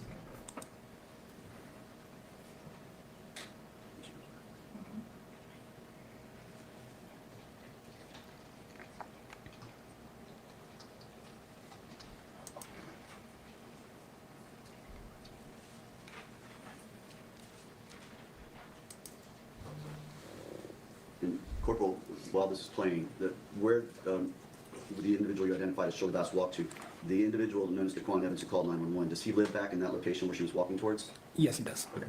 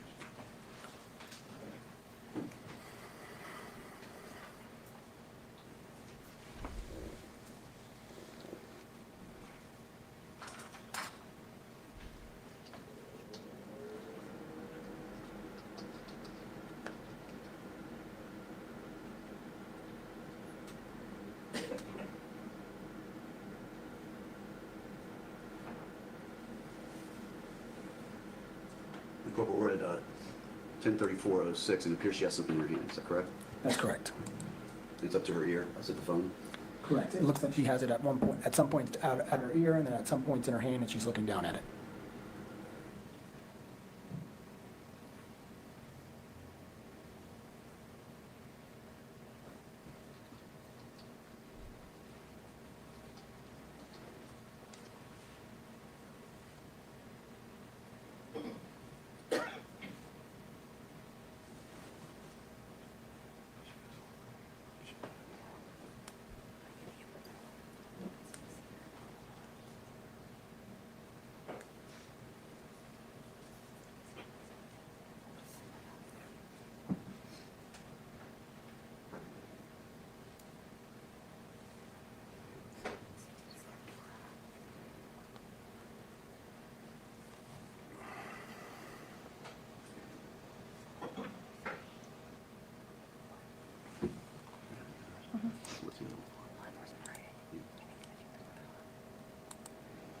All right, we have one more. This is the last one.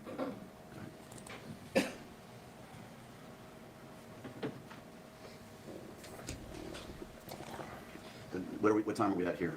This is going to be 10:35 and 26 seconds on August 29th, 22nd on the video. However, it's approximately 1 minute later also, so approximately 10:36 p.m. and 26 seconds.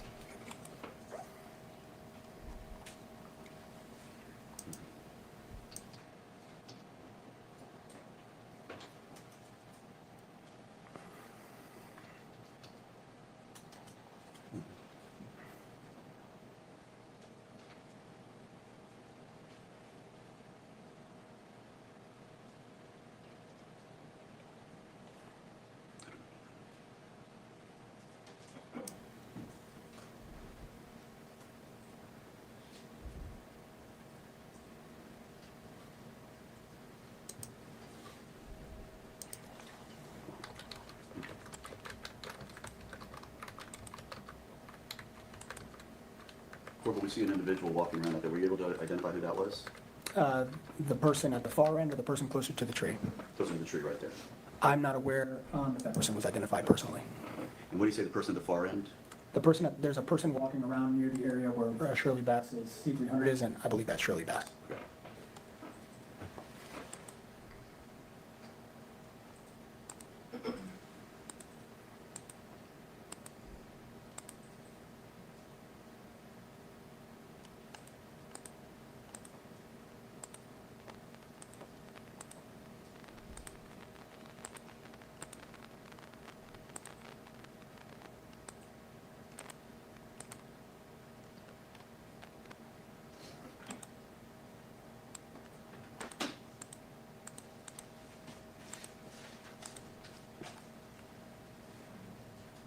All right, Corporal, we are now at 2241 or 1041, which I guess would be 1042. What do we see happening here in the corner up there? This is capturing the arrival of law enforcement, the first law enforcement officers who arrived at the incident scene. And do we see the law enforcement interaction with Ms. Bass at that time? We do. Okay.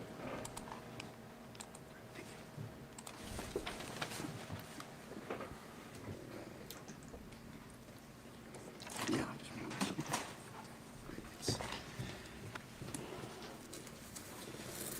All right, Corporal, you had reviewed those videos back when you obtained it, correct?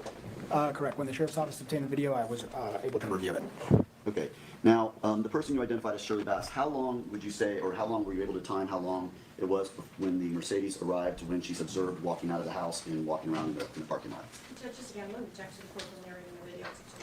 All right, overruled. It's approximately 8 minutes. Okay.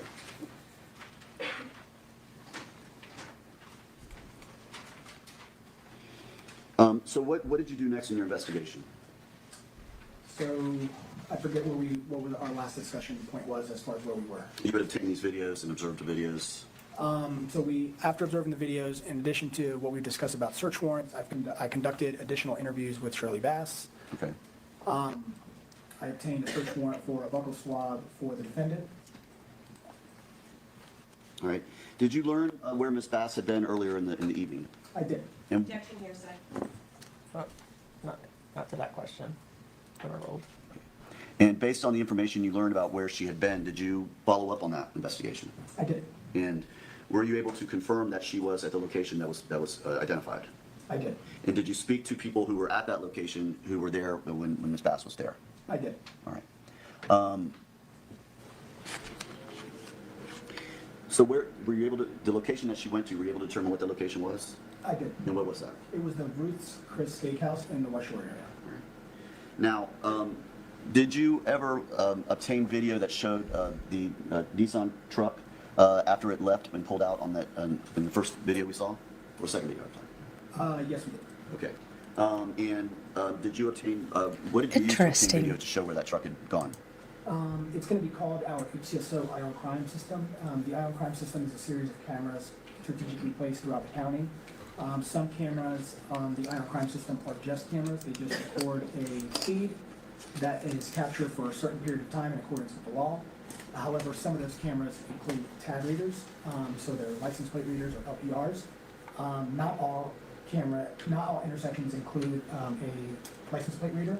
However, in the District 1 area, in the direction that a vehicle would typically travel to get from the Bass residence at the time to the West Shore area, there were at least 3 sites, 3 intersections that included cameras. Okay. I'm publishing now what's marked as State's Exhibit number 8 that's been admitted into evidence. The first video I'm going to show, it states Fletcher, North 15th Street, F-160 enter. What are we going to see in this video? This is going to be, if the order is correct as I recall, this is going to be a daytime video where the sun is out and you're going to see the white Nissan Titan, which is clearly identifiable via it's lifted, it's got the black wheels, the features match Shirley Bass's vehicle, and it's going to be traveling westbound on Fletcher towards the Interstate 275.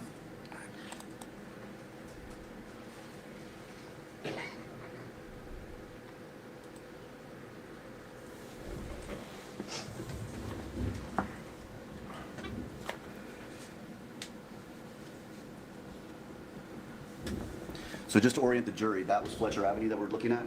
That's correct. Okay. And you see that truck going towards from the right of the screen to the left of the screen. Is that the westbound direction? That is. And that would be heading towards the interstate? That's correct.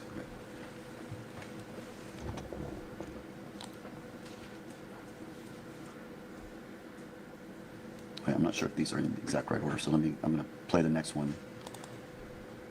That says 15th Street pole.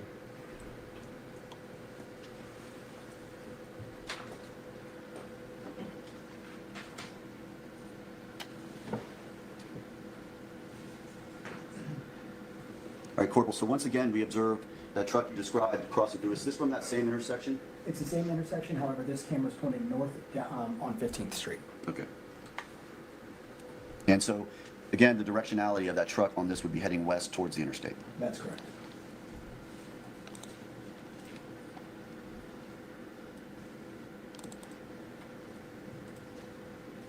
All right, I'm going to save that one. Let's go to...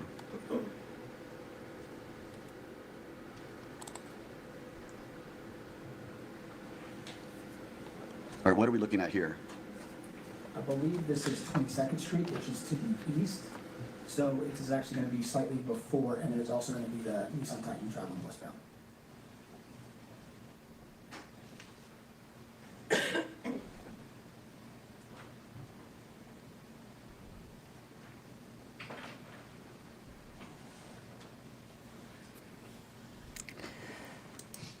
Which is why they So have just so decided for the jury, to where is blame Fletcher the Avenue? sun. Fletcher Avenue is the main road that's going from left to right, and then 22nd Street is the road that's going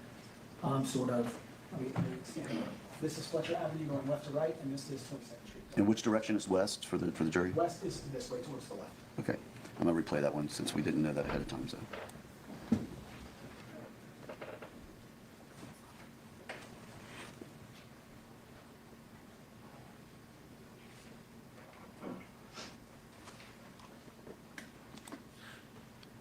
Absolutely.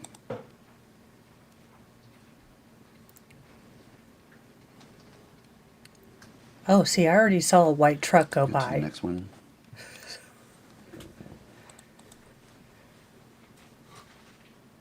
All right, I'm going to pause this real quick. And what are we looking at here again? This is just the same intersection, same time, just another camera also pointed northbound.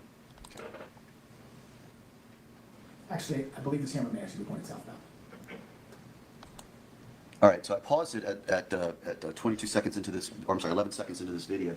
We see a vehicle near the Exxon. Is that the vehicle? So, Catherine, what these videos prove, the defense was trying to, in their opening, at least trying to bring up doubt that the testimony of different witnesses that the defendant had followed Shirley, his wife, to the steakhouse when she was going out to celebrate her sister's birthday. Basically, the defense had kind of stated that that was a little bit shady. You know, it didn't come out until a year into the investigation. Well, the state is simply showing that the mother wasn't there. So the mother had gone, and the dad was supposed to be staying home with the children. He left the children at home to follow the mom to the steakhouse. So this is basically proving that he did follow, they have photos that show that he went in the general direction of the steakhouse. But this is just to kind of solidify that story to, show that China and Shirley, now Shirley hasn't testified, but that China, they have evidence to back up that what happened on the interstate is more likely to have happened. We don't have, video of him confronting his ex-wife on the interstate, but this shows that it's more probable than not based on him getting back at least about 3 minutes to 5 minutes before Shirley did. And it all lines up with the story that basically the state's told. question that we're talking about, the Nissan truck? It is, and I misspoke earlier, this camera is pointing northbound. Okay. And so that Nissan truck would be heading in a westbound direction? That's correct. He did Which would be follow. towards the interstate? That's correct. And this is before the prior video we saw from 15th Street, approximately 1 minute. Okay.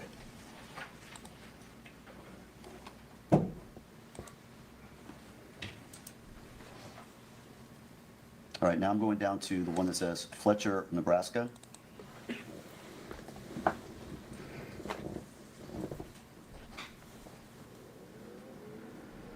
Oh, this didn't load properly.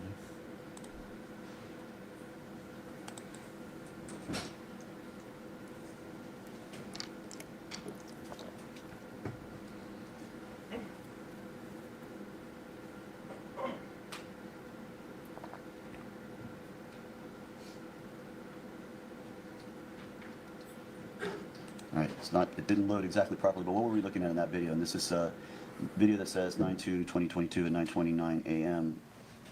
It says EOC Fletcher, Nebraska. I'll play it again, see if it loads right.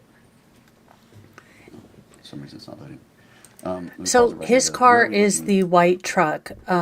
Basically, his car, they are proving, followed hers, at least with what they're able to document. I mean, obviously, they don't have traffic cams all the way to Ruth Chris, but from what they are showing that it looked like he actively followed her and then followed her back home. From this video, from what you can see from that part of it. This is the intersection of Fletcher Avenue and Nebraska Avenue. This is going to be west of 15th Street and even further west from 22nd Street. This is approximately one traffic light or intersection before the highway for Interstate 275. This camera is pointed south. Fletcher Avenue is the main road where that silver vehicle is now traveling east on, and the vehicle in question is going to be traveling west on Fletcher Avenue. Okay, so it would be going on this video left to right on it, correct? That's correct.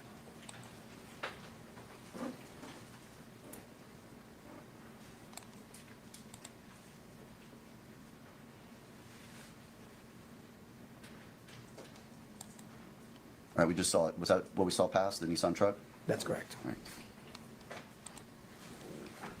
Now, those were from earlier in the day. Did they correspond and match the times that you recovered those videos from the time that that you observed the Nissan truck leaving the residence at Heritage Club? The times that we see the vehicle on the Eye on Crime cameras traveling westbound were consistent with the vehicle leaving from the Heritage Club apartment complex and traveling west towards Interstate 275. All right. Did you obtain video from later in the day showing that vehicle coming in the opposite direction? Yes, we did.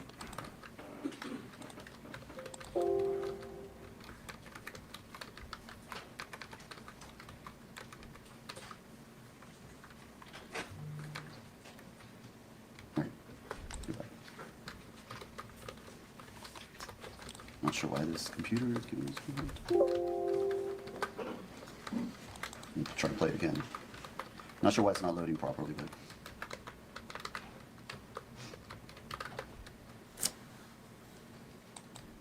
All right, at that point in time, we just see a white Nissan truck go by. Is that the truck that you are identifying as being the defendant's? It is. Okay, and what, do you recall what time it was that this was taken from the poll camera? This is 22, I believe, 11 hours, so 10, 11 p.m. Okay, and in this video, that truck is heading eastbound, is that accurate? That's correct. And that would be back in the direction of where Heritage Club Apartments is? That's correct. And does that match up with the time that the truck is actually observed coming back into the apartment complex? Yes, as part of my investigation, I conducted a query of an approximate timeline it would take to arrive from the intersections where we see the Nissan Titan during that date and that time and that approximate traffic pattern, and it was consistent with the arrival time that we see the Nissan arrive back to the apartment complex.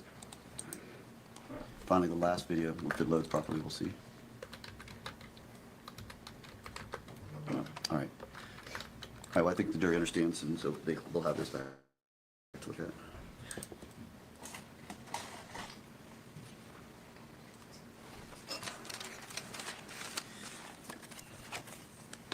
After obtaining the call detail records, do you obtain a, are you able to learn or follow where that phone goes throughout that evening? As part of the receipt of the call detail records pursuant to the search warrant that I authored and was sent over to T-Mobile, I received some location data which was for the travel location approximate to the cell phone.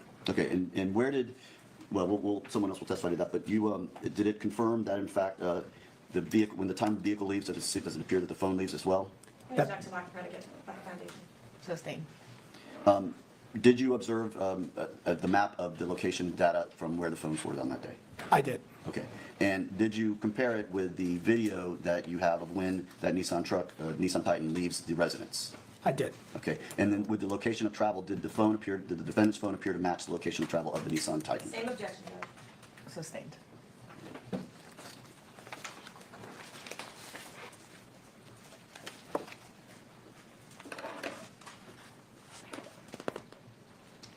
Did the phone in question, the defendant's phone that you obtained the CVR records from, did it appear to ping or be at location or near location of West Shore? Same objection, lack of foundation. Sustained.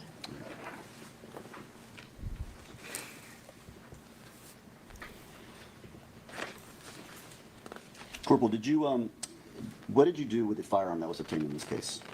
That firearm was sent off to FDLE at the time of the initial investigation to FDLE for comparison to the shell casing for credit. All right. And did you receive a report back on that? I did. All right. Did you submit any swabs to Florida Department of Law Enforcement? We did, yes, we did. All right.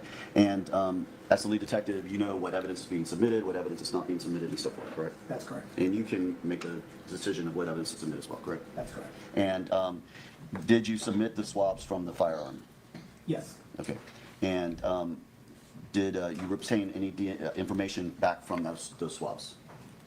Yes, I did. Okay. Based on that information, what did you do after that? I completed, based on the conversation I had with the FDLE personnel responsible for overseeing that submission and the ultimate report, I completed a search warrant for Jermaine Bass, the defendant's DNA. Okay. And did you submit that? I did. All right. And did you obtain a result back from that? I did. Based on the results you received from FDLE after the submission of the buccal swab of the defendant, Jermaine Bass, what did you do after that? I made a determination that I should also write a search warrant for Shirley Bass's DNA. All right. And did you submit that as well? After receiving the DNA, I did submit that as well. Okay. Did you receive a return from Florida Department of Law Enforcement regarding that submission? I did. What did you do based on the return from that submission? I sought to obtain the DNA from Jermaine Bass, and I also submitted the DNA for Jayla Bass. Okay. Jermaine Bass, when I say Jermaine Bass, I mean Jermaine Bass, the victim in this case, often referred to as JJ.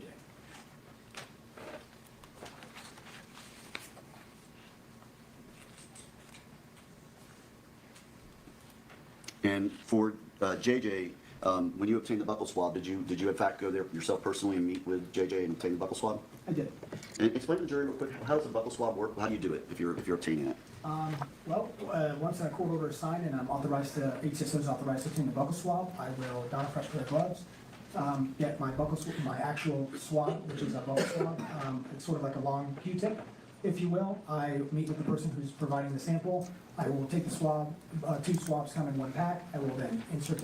And welcome, Mr. Cooperators. We are on day 3. We have gotten through the medical examiner, and now we are on the lead detective. So I am not sure where the defense is going to go in this. I think they might have the ballistics technician come in, but I'm not sure if they're going to have Shirley testify in this case or not, but it looks like the state is winding down. Good morning, Mercedes-Benz and Heroes. The inside of their mouth myself. Glean? I will then package the swabs into their original packaging and pound them into evidence within an envelope.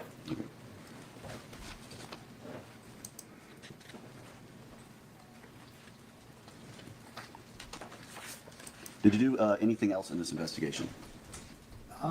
There was an additional submission I submitted for the firearm recently, which went to our internal HCSO lab for the similar comparison that FDLE completed. Anything else that you did, that you recall? Additional interviews and additional submissions, evidence impounding, and things of that nature, mostly administrative work.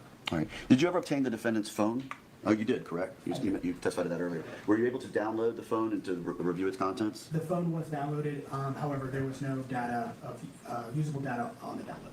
Okay. Judge, if I may have a moment? Yes. All right, Judge, I'll pass the witness at this time.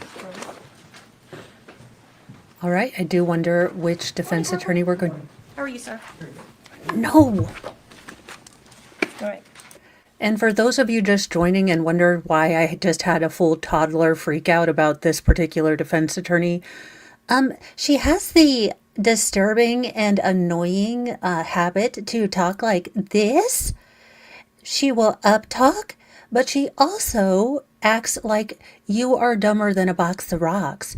She's going to treat you like a moron, but she's going to talk like this.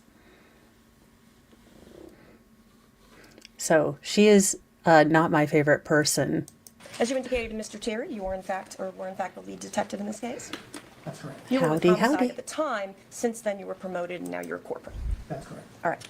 So I want to talk to you first about contact that you had with Shirley Bass throughout this case. Okay? Yes. All right. Now, the first time that you had, and correct me if I'm wrong, the first time you had contact with her would have been at Tampa General Hospital on August 30th of 2022 when she was with her niece, China Gadsden. That is incorrect. What do I got wrong? It was at Tampa General Hospital, however, she was with her sister, Marlene Gadsden. Okay, so and what date was that? That was the same day. Oh, okay. August 30th, 2022 in the morning. So the date is correct, it's just not China Gadsden, it's Marlene. That's correct. Now, at that time, you took an interview of Shirley and asked her questions about what happened, correct? That's correct. And would you agree with me, you asked pretty extensive Oh, questions, no. and it was not a short interview? Officer, Corporal, I was wanting to like you. And welcome, thank you, heroes. And if you could phonetically spell your last name, that would be great. Because I want to say your last name, but I'm afraid I'm going to say Glean or Glenn, which could possibly be wrong either way. He did the Boswell. I wanted to like you. Correct? Correct. The interview was approximately 1 hour long. Now, is the next contact going to be on August 31st of 2022? You had made some phone contact with her to have her come back to the hospital because you had went to TGH and she wasn't there. Do you remember that? Yes, the next day I responded to Tampa General Hospital in the morning. Met with Marlene Gadsden, who advised Shirley Bass had stepped out. I met with hospital staff, who confirmed she had stepped out. So I arranged to meet her I responded later in the day and met with her and conducted a second interview later in the day. Okay. And in fact, hospital staff has Miss Bass leaving the hospital much earlier than what Marlene told you, correct? The hospital staff had her leaving at approximately 9:30 in the morning. Okay, and Marlene gave you a much later time. Marlene, I believe she told me she stepped out to Judge, may we care. approach? Sure.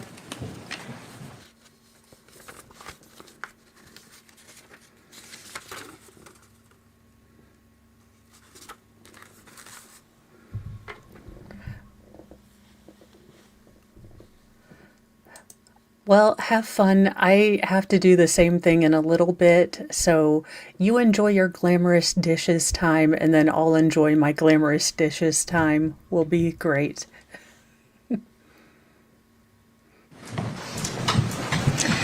Okay, so that's on August 31st, and then at some point Shirley Bass will return to the hospital. Wow. Correct. Okay, and you then, as you've indicated, conduct a second interview with her that day. That's correct. Was anybody else present with you in the room as for the first interview? Anybody present? In the first interview, present total was me, myself, Detective Vertu, as the law enforcement investigators, and then Shirley Bass and Marlene Gadsden in the room, in that family room within Tampa General Hospital. And then for the second interview, who's present? Present with me during the second interview was Detective Brunel, who was another detective in the homicide section at the time of the sheriff's office, and Shirley Bass, and then a CPI was in the interview the entire time. However, during the interview, at some point, for victim services, one of the victim specialists came in the room. Okay. And that was pretty extensive as well, correct? That's correct. All right. Now, I have the third interview being the next day, September 1st of 2022. You have received a surveillance in this case, some of the surveillance we have looked at today, and you had some follow-up questions you wanted to ask Ms. Bass, correct? That's correct. All right. That's a shorter interview. That's brief. Comparatively, yes. Right. Okay. During the course of this investigation, you found Shirley Bass difficult to reach on the phone if you tried to call her, correct? At times, yes, she was very difficult to reach on the phone. Okay. Now, the next contact I have for you, Corporal, is the execution of the search warrant that you got for Shirley's buccal swab. Is that correct? That's correct. Okay. And I have that date as May 7th of 2023. Yes, I believe that's correct. Okay. And at that time, you got the buccal swab from Ms. Bass pursuant to the court order, and you asked her more questions, and you spoke with her about DNA and things like that. I don't recall the substance. I executed the search warrant. I don't recall much more from the conversation. Okay.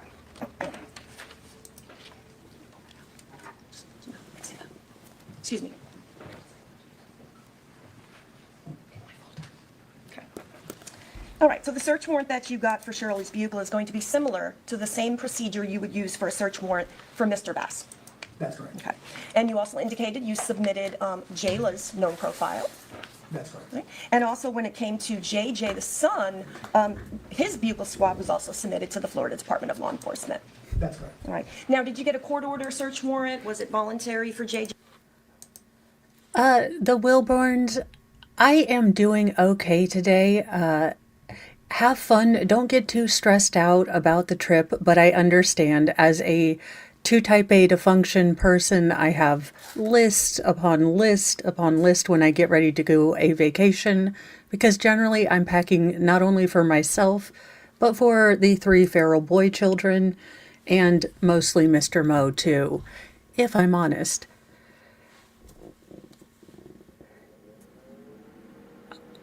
No, this is not the defendant. The defendant is, let me see if I can. So the defendant is the African-American gentleman sitting at the table in the little screen picture. This is the lead detective. And right now he is being questioned by the defense. So generally the state tends to end with the medical examiners and the lead detectives. So we might be getting ready to move into the defense's case, whatever they're going to put together for a case. And then this case, if you are new to it, this is the case of Florida versus Jermaine Bass. Jermaine Bass is accused of basically shooting his 2 children. There were a total of 5 shots fired that evening. 3 of the rounds unfortunately went into little Jayla Bass, who passed away that evening. And then 2 of them, or 1 of them, depending on, we haven't gotten to the son's injuries yet and how those worked out.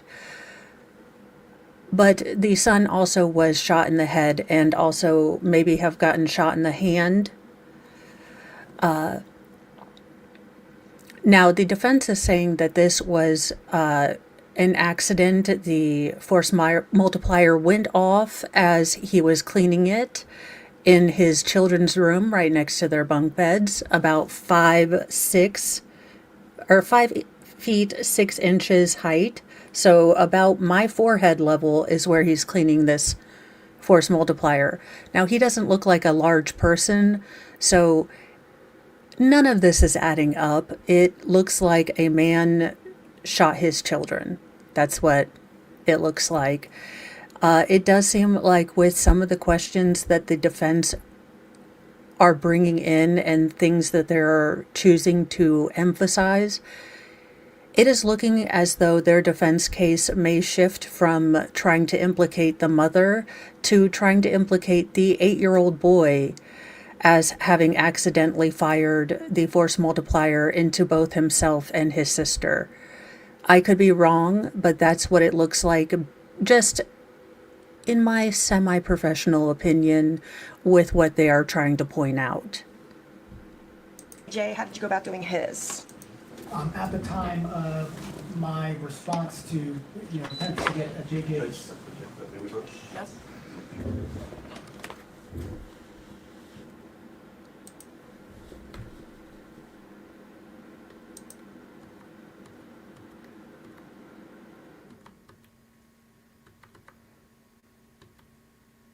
Bass, Mrs. Bass, the same type of procedure. All right, so we were talking about how you got search warrants and all that for Mr. Bass, Mrs. Bass. The same type of procedure, correct, that you used for JJ? Yes. Yeah, okay. All right. All of these interviews, the first interview on the 30th, the second interview on the 31st, the shorter interview on 9/1, and the interview for the search warrant of Shirley DeGator Bugle, you audio taped all of those, correct? That's correct. All right. All right, I want to talk to you a little bit about JJ, Jermaine Bass, the son. First of all, could you tell the jury what is the Mary Lee House? The Mary Lee House is a facility used by law enforcement. In the capacity that we use it, it's used by law enforcement to conduct what's called forensic interviews. That's where a group of trained specialists interview children, because children have, their interview procedures are much more delicate and different than an adult interview, or even a teenager interview. Small children are interviewed under a different set of circumstances with a different set of rules and by trained specialists in these types of investigations. So the Mary Lee House facilitates those interviews. Okay. It's kid friendly. It's to make the child feel safe. Yes, I agree. Okay. Now, is uniformed law enforcement ever present in the interview room when a child is being questioned? We are not. Okay. Now, you might be watching via closed caption on video. That's correct. Okay. All right. Well, I want to talk to you about the attempts that you made. You mean closed circuit? Closed caption, it would be how I would watch it on the screen, but I'm guessing you mean closed circuit and not closed caption. If you want to be pedantic and condescending, I'm going to make sure that you say every word correctly. May we approach again? Yes. Also, this would be outside of the scope, considering that the state did not actually go into JJ at all. So generally, she would only be able to cross on what was brought up. And I'm wondering if that is why he's objecting, because they really didn't go into JJ and how he was interviewed, or if there was any sort of information given to him. Also, with the stipulation that the state and the defense were, both of them decided that JJ doesn't remember anything from this evening. So to bring up his witness, testimony was basically just going to be traumatizing this boy for something he can't remember or doesn't want to remember. And he was 8. And honestly, I don't care if he just doesn't want to remember.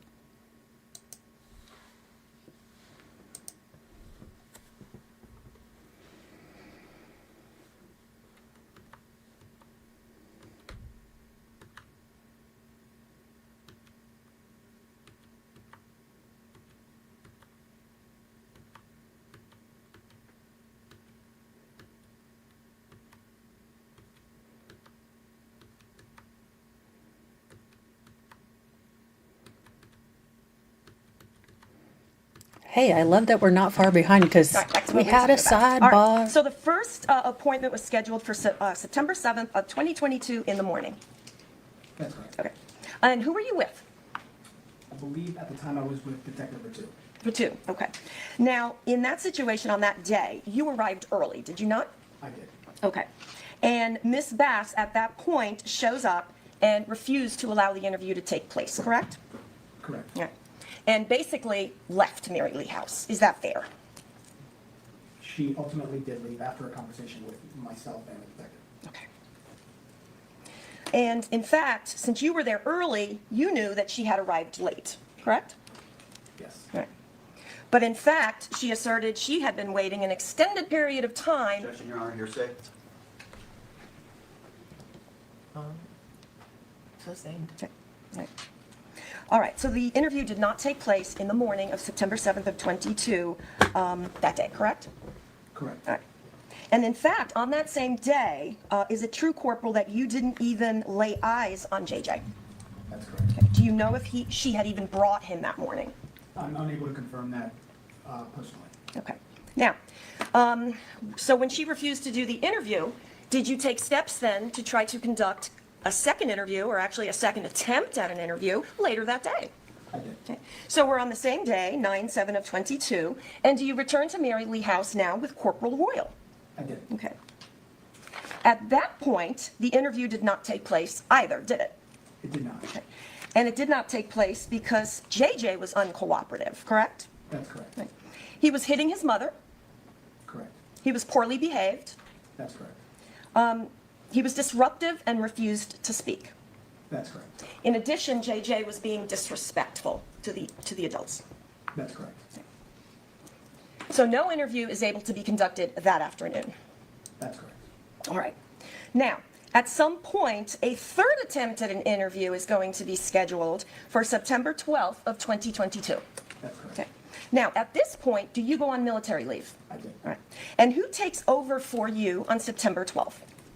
I believe Detective Brunel and/or Detective Mathieu. Okay. All right. And they both work with your agency, correct? That's correct. All right. And as lead detective, are you aware if the interview actually took place on that date? It did not. After that interview, the third attempt on September 12th, did the Sheriff's Department obtain an investigative subpoena and have it served on Shirley Bass? Yes, we did. Okay. Tell the jury what is an investigative subpoena. An investigative subpoena is an order ultimately issued by the State Attorney's Office commanding a witness to be present for either an interview, typically for an interview, to provide testimony in relation to a case. Is it voluntary, in other words? Can a person just say, I'm not going to appear? No, it's not law. Okay. What could happen if a person doesn't respond to an investigative subpoena? Potentially, they could face criminal sanctions. Okay. All right. And as lead detective, you're aware that, in fact, was served on Miss Bass? That's correct. Okay. And it is served by, I believe, Detective Vertu and/or Detective Burnell? Correct. All right. Now, then, as lead detective, are you aware that the interview was finally completed on September 23rd of 22? And again, is Detective Vertu in your absence? That's correct. Okay. The interview was then able to be completed with JJ. That's correct. All right, so is it fair to say then, Corporal, that Shirley Bass was uncooperative with the attempts that were made by the Hillsborough County Sheriff's Office to have her son interviewed? May I explain? Well, was she cooperative or not? There were times where Shirley Bass was uncooperative, and then there were other times where I personally spoke with her where she appeared fully cooperative. Oh, okay, so half and half. She's cooperative at times and she's uncooperative. Correct. Right. When it comes specifically to her trying to bring her son JJ into the Mary Lee house, however, you found her to specifically be uncooperative, did you not? Not fully, because there was the occasion in the afternoon where she brought him in and was cooperative with us as we spoke with her. He's not going to say she was fully uncooperative. You can just drop it.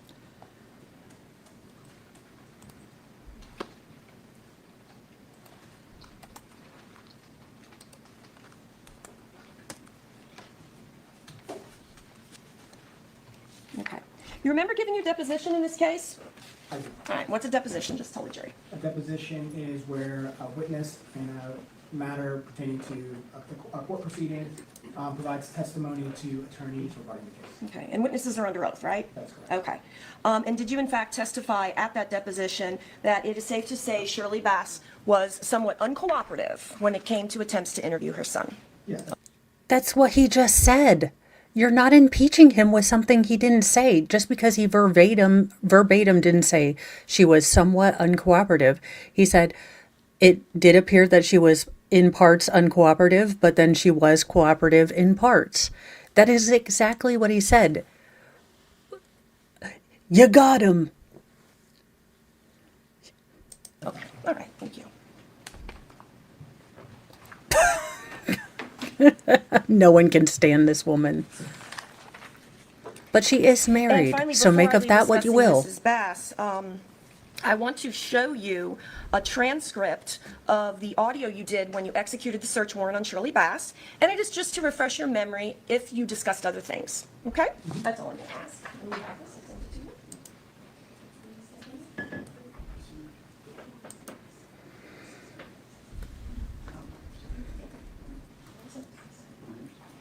Okay, may I put your witness vouch? Yes. Okay, I'm handing you a copy of what has been transcribed as Shirley Bass search warrant execution.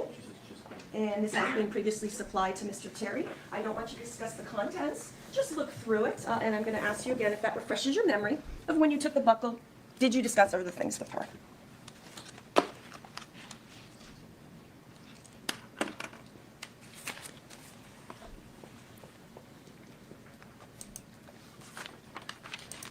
Jim, her husband is deaf for his sanity. I hope. That's the only way I can imagine a marriage with her worked out.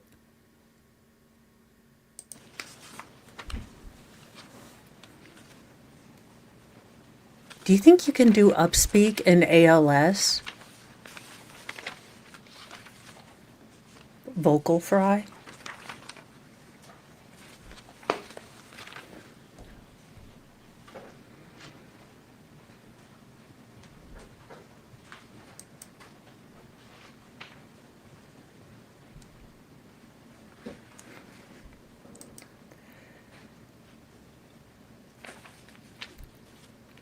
I get you, Erica.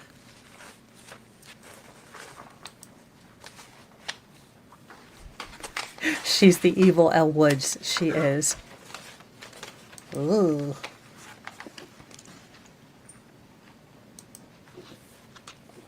Nope.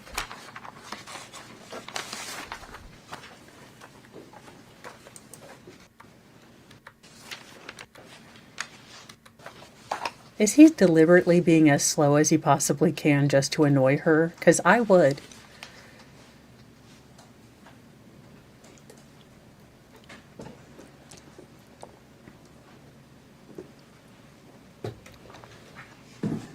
Okay. Have you had a chance to look at a copy of the transcript of the execution of the search warrant audio that you conducted? I did. Okay. And does that refresh your memory as to whether you had you asked Shirley questions and you spoke with her? You didn't just take the buckle, correct? That's correct. All right, thank you. I'll go ahead and take that back. Thank you so much. Now, you do have two contacts with Mr. Bass, correct? Yes. Do you remember? Okay. And basically, on those two occasions when you had contacts with him, he was cooperative with you and with your crime scene unit? That's correct. Right. You had 'Cause he was contact in with him, handcuffs. collecting his clothes, taking photographs on August 30th. Sound correct? That's correct. All right. And then you went back to get his vehicle, like we've talked about everybody else's, on October 10th of 2022. That's correct. All right. Now, in this case, there's actually two separate 911 calls. Daquan Evans calls, Shirley gets on the line. At some point, for whatever reason, the call is dropped, and then there's a call back. Correct? That's correct. All right. And it is a true statement to say that you cannot fire 9mm ammo in a .380 automatic, semi-automatic. As I understand from my experience with firearms, that is correct. Okay. All right. Now, did you know anything as lead detective about the brown purse that was located in the children's closet? No. Were you aware, or are you aware as you sit here today, that there was .380 ammo in a box in a purse in the children's closet? I was made aware shortly, or during this trial, that Okay. You found out during the trial? I found out during the trial. 2.5 years after this incident? That's correct. Okay. All right. Now, you had indicated that Mr. Bass's blue iPhone had been collected at the crime scene, correct? That's correct. All right.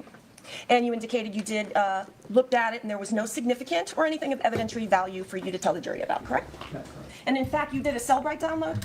I Or tried to? I don't conduct the downloads, but I believe at the time, Cellbrite was the application used to download the phone. So that's what Cellbrite is? It's just kind of like you connect it to the phone and it'll shoot out all the data from the phone? Yes. Cellbrite is a program that is, I believe, Possibly let's not use the word shoot. generates the report for reviewing the phones. Okay. And that's pretty standard and routine that you will do that in cases where you'll have a phone, you get the search warrant, and you're able to attempt to do downloads of the phone. Correct. Photographs, you could get text messages, phone calls, social media, all of that. That's correct. And getting a search warrant for Mr. Bass's phone, that is also fairly routine as part of your job, correct? That's correct. All right. I wanted to ask you what you got in relation to that search warrant that you did for Mr. Bass's iPhone that was in the crime scene.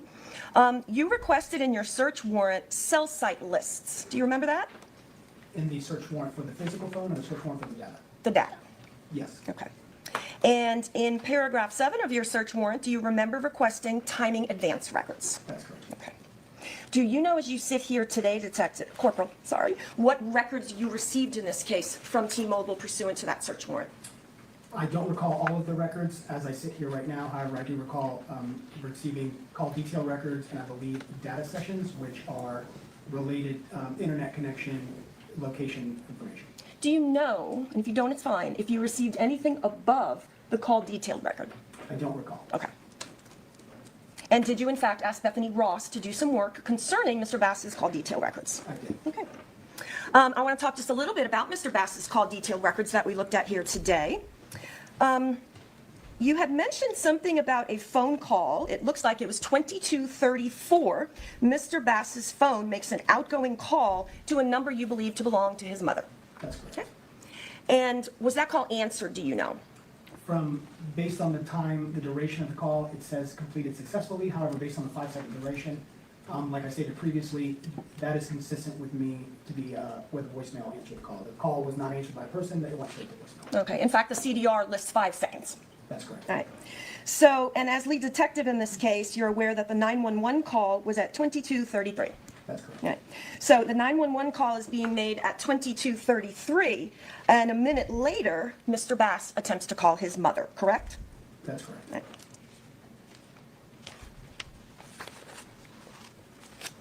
Okay. All right. Now, I want to talk about Shirley Bass and the attempts you made in order to get her phone. Now, as lead detective, are you in fact aware that Again, Matt, new approach. Yes. Because Shirley's DNA wasn't on the flippin' weapon. The state's going to be like, yeah, she wasn't a suspect. So we can't take her phone because not a suspect.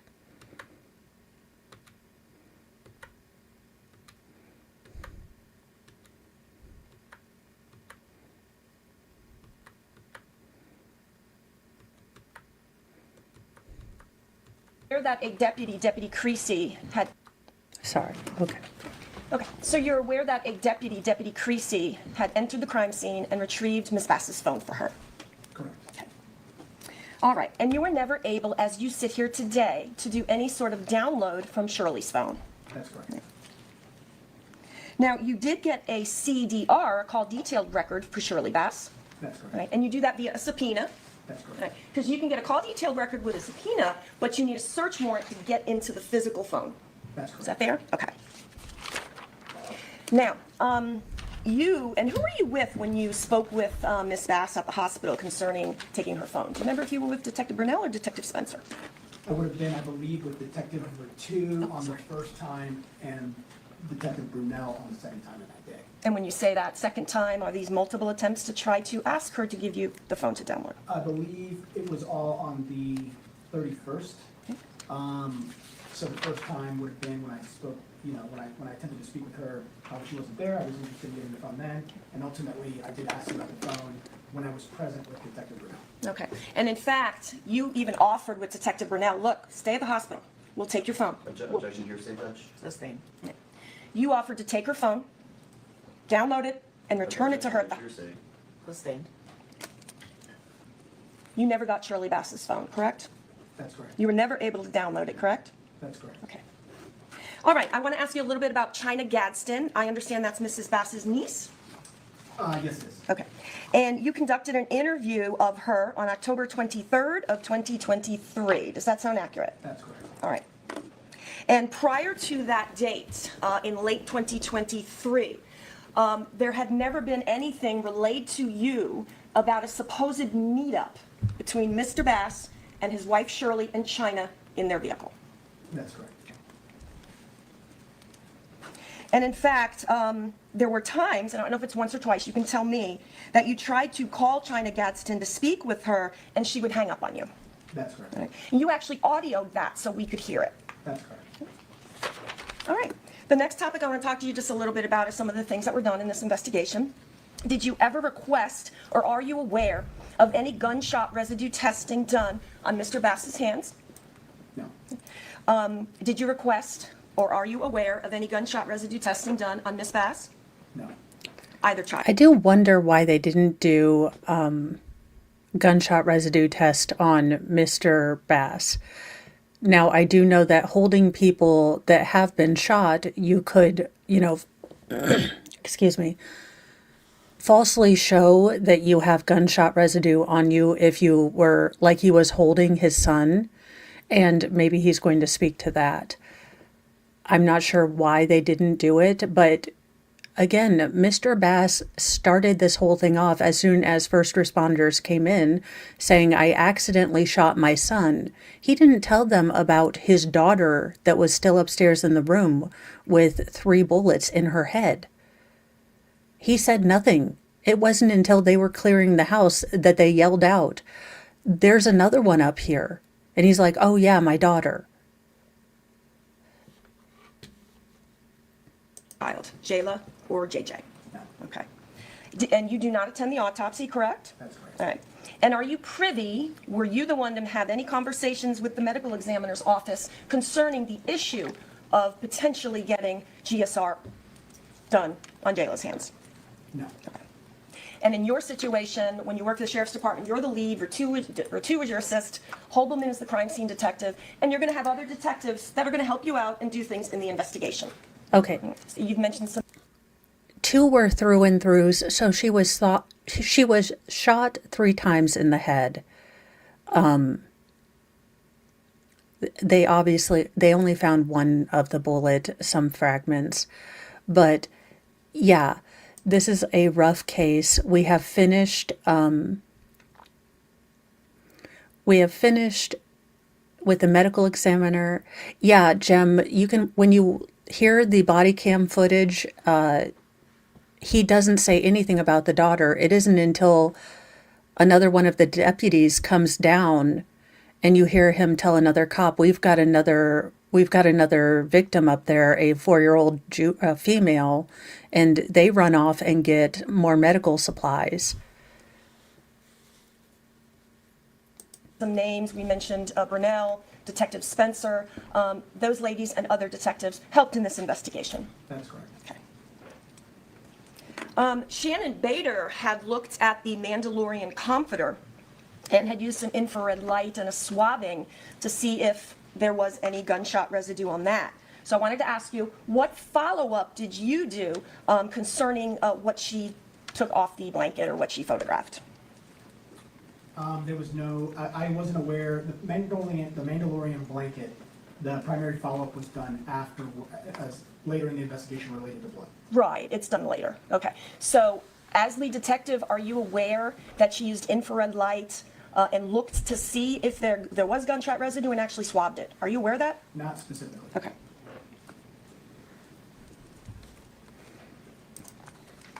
So it's safe to say as lead. Well, Eris, so there does seem to be some background information that we're not privy to. It doesn't seem like it was a good relationship from all that was kind of alluded to by both the state and the defense. So this does seem to be, he was pissed at Shirley, he wanted to hurt her, and so he took it out on the kids.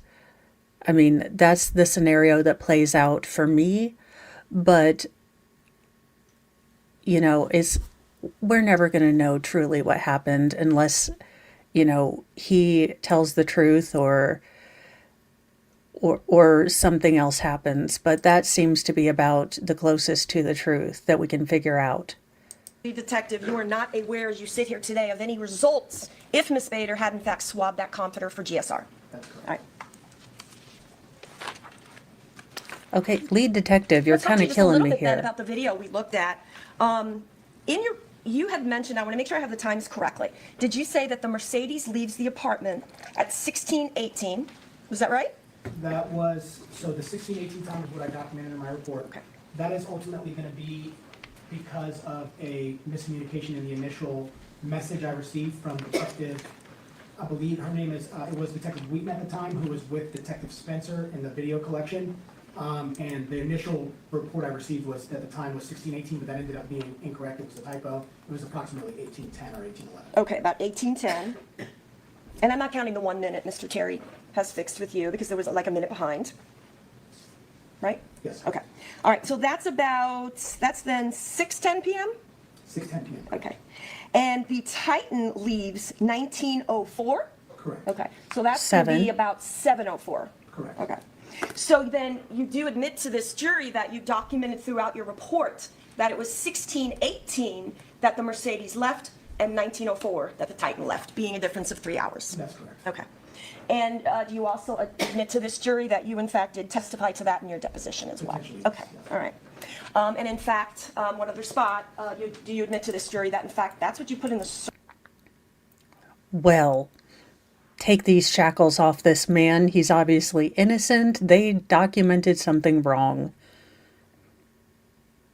Ma'am, if this is what you've got to fight this man with, as a juror, I'm much more irritated that they didn't do gunshot residue testing, and hopefully the state is going to explain the reasoning behind not doing gunshot residue testing, at least on the defendant. I can understand the children. No, they were just shot. They are, of course, going to have gunshot residue on them because they were just shot.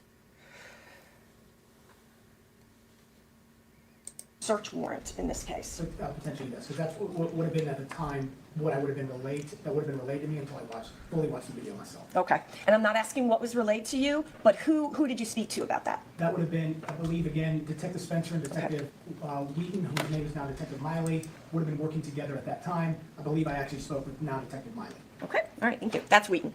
Correct. Or was Wheaton, all right. Now, I didn't see any video from the Ion Crime from anywhere near the West Shore area. Did I miss something? There was no video, there was no Ion Crime in the West Shore area. Okay, where is Ion Crime throughout the county? I'm not sure of every location. It's strategically placed by the Hillsborough County Sheriff's Office. Okay, there's definitely some over up on Fletcher that we saw, correct? That's correct. All right. So all of the video that we looked at, that had to do with areas around Fletcher, correct? Correct. All right. How are you able to tell if you see a white truck pass by, like we saw, we're watching cars drive by, heading to or from the interstate. How do you even tell that that is Mr. Bass's Titan? You can definitively say which vehicle it is when there's a plate read. However, there's not always a plate read because not every plate that passes by a camera is captured for various reasons, and not every intersection or camera has license plate readers. Okay. So there's no license plate reader in this case, or is there? I'm not, the license plate reader image, if it was, the scan, it's not captured in this case. Okay, all right. So in fact, the video we looked at, you cannot definitively say, Corporal, that that is Mr. Bass's white truck, correct? May I explain? Go ahead. Based on the visible features, I believe to be Mr. Bass's truck. Absent that, I cannot say the license plate of the vehicle, but that license plate was attached to that vehicle as it passes by the cameras. Gotcha. What type of visible features would be unique on a white truck? Well, in this case, it's the make and model, which is the Nissan Titan. It's approximate year range based on its grille design. For example, the Nissan Titan was released for multiple model years, a very long time span. There was design changes in its exterior. It's raised and it had black wheels, specific, the same features that were visible in Shirley Bass's vehicle. Is that typical to all Nissan Titans? Not every Nissan Titan would have those features. Okay. Do you know the features of all Nissan Titans? Thanks, Fundian. I thought it would probably be pictorial like that, but it makes sense. And of course the defense knows this, which is why they're asking the question to make the state look like morons. That are located within Hillsborough County? I do not. Okay. And when we looked at the video coming and going from the apartment complex, I didn't see people going in and out of cars. Did I miss something? In both the vehicles, there is a figure that walks to the driver door of both vehicles that is visible in the video. However, their distinguishing features, who they are, is not visible in the video. Okay.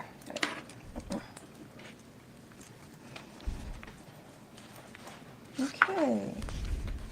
And I have a moment.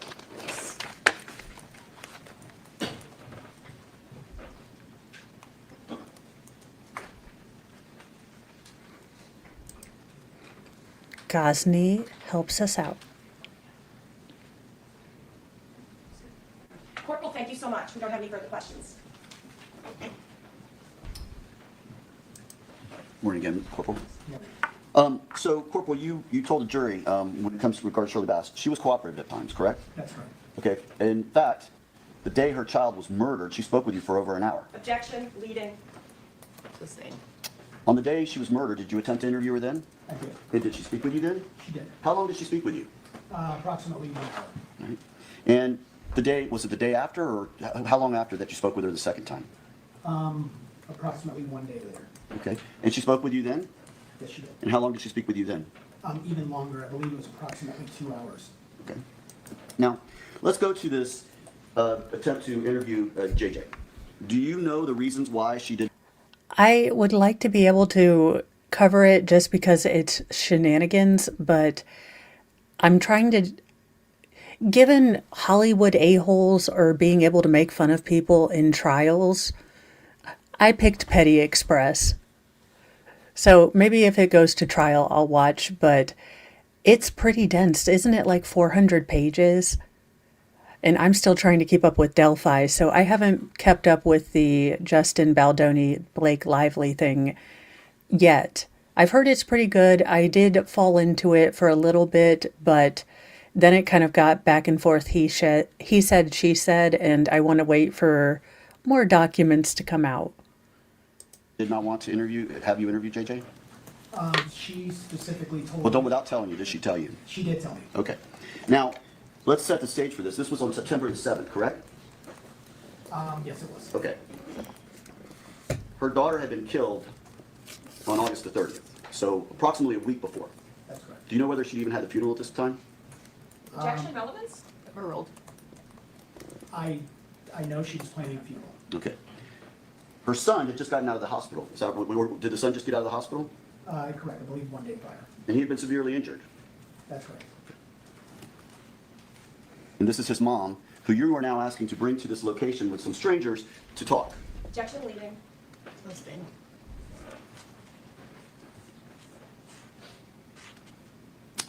The phone in question, Ms. Bass's phone, she did not give you the phone. Did she give you the phone? She did not. Okay. There are ways you can get a search warrant, right, for a phone? That's right. But you need, what do you need to get a search warrant for a phone? To get a search warrant for a phone requires probable cause. Did you have any probable cause to get a search warrant for her phone?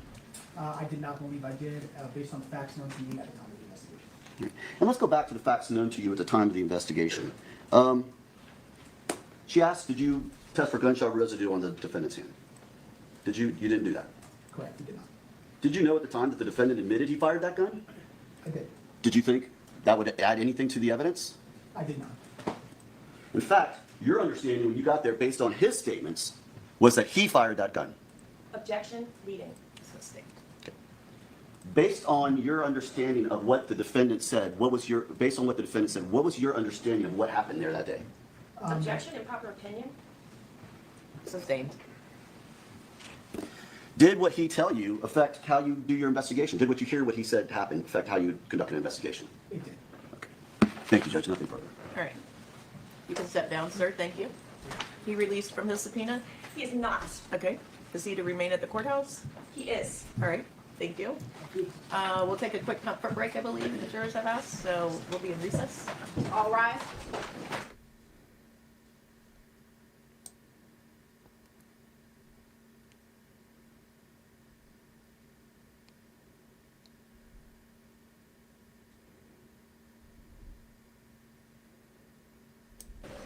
All right, ladies and gentlemen, I have one more, another stipulation to read you. Again, I'll just remind you, a stipulation is an agreement between both parties that it is a fact you are to consider having been proved beyond a reasonable doubt, in that the parties are not in dispute about this evidence. And in this case, the stipulation is as follows. Jermaine Bass, JJ, the son of the defendant, the victim named in counts 3 and 4 in the indictment in this cause, has been interviewed by both the defense and the state of Florida.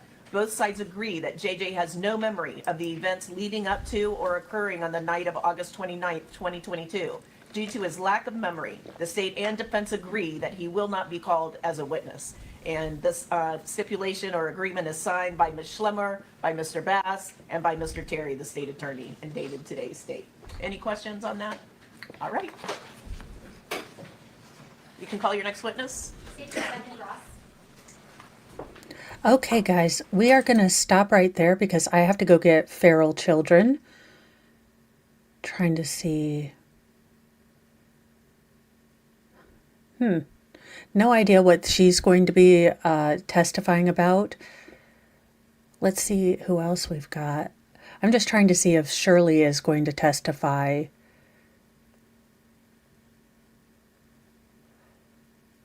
Okay, well, no. So it looks like the state is going to have more. I will probably pop on around 3:30 and continue this for about,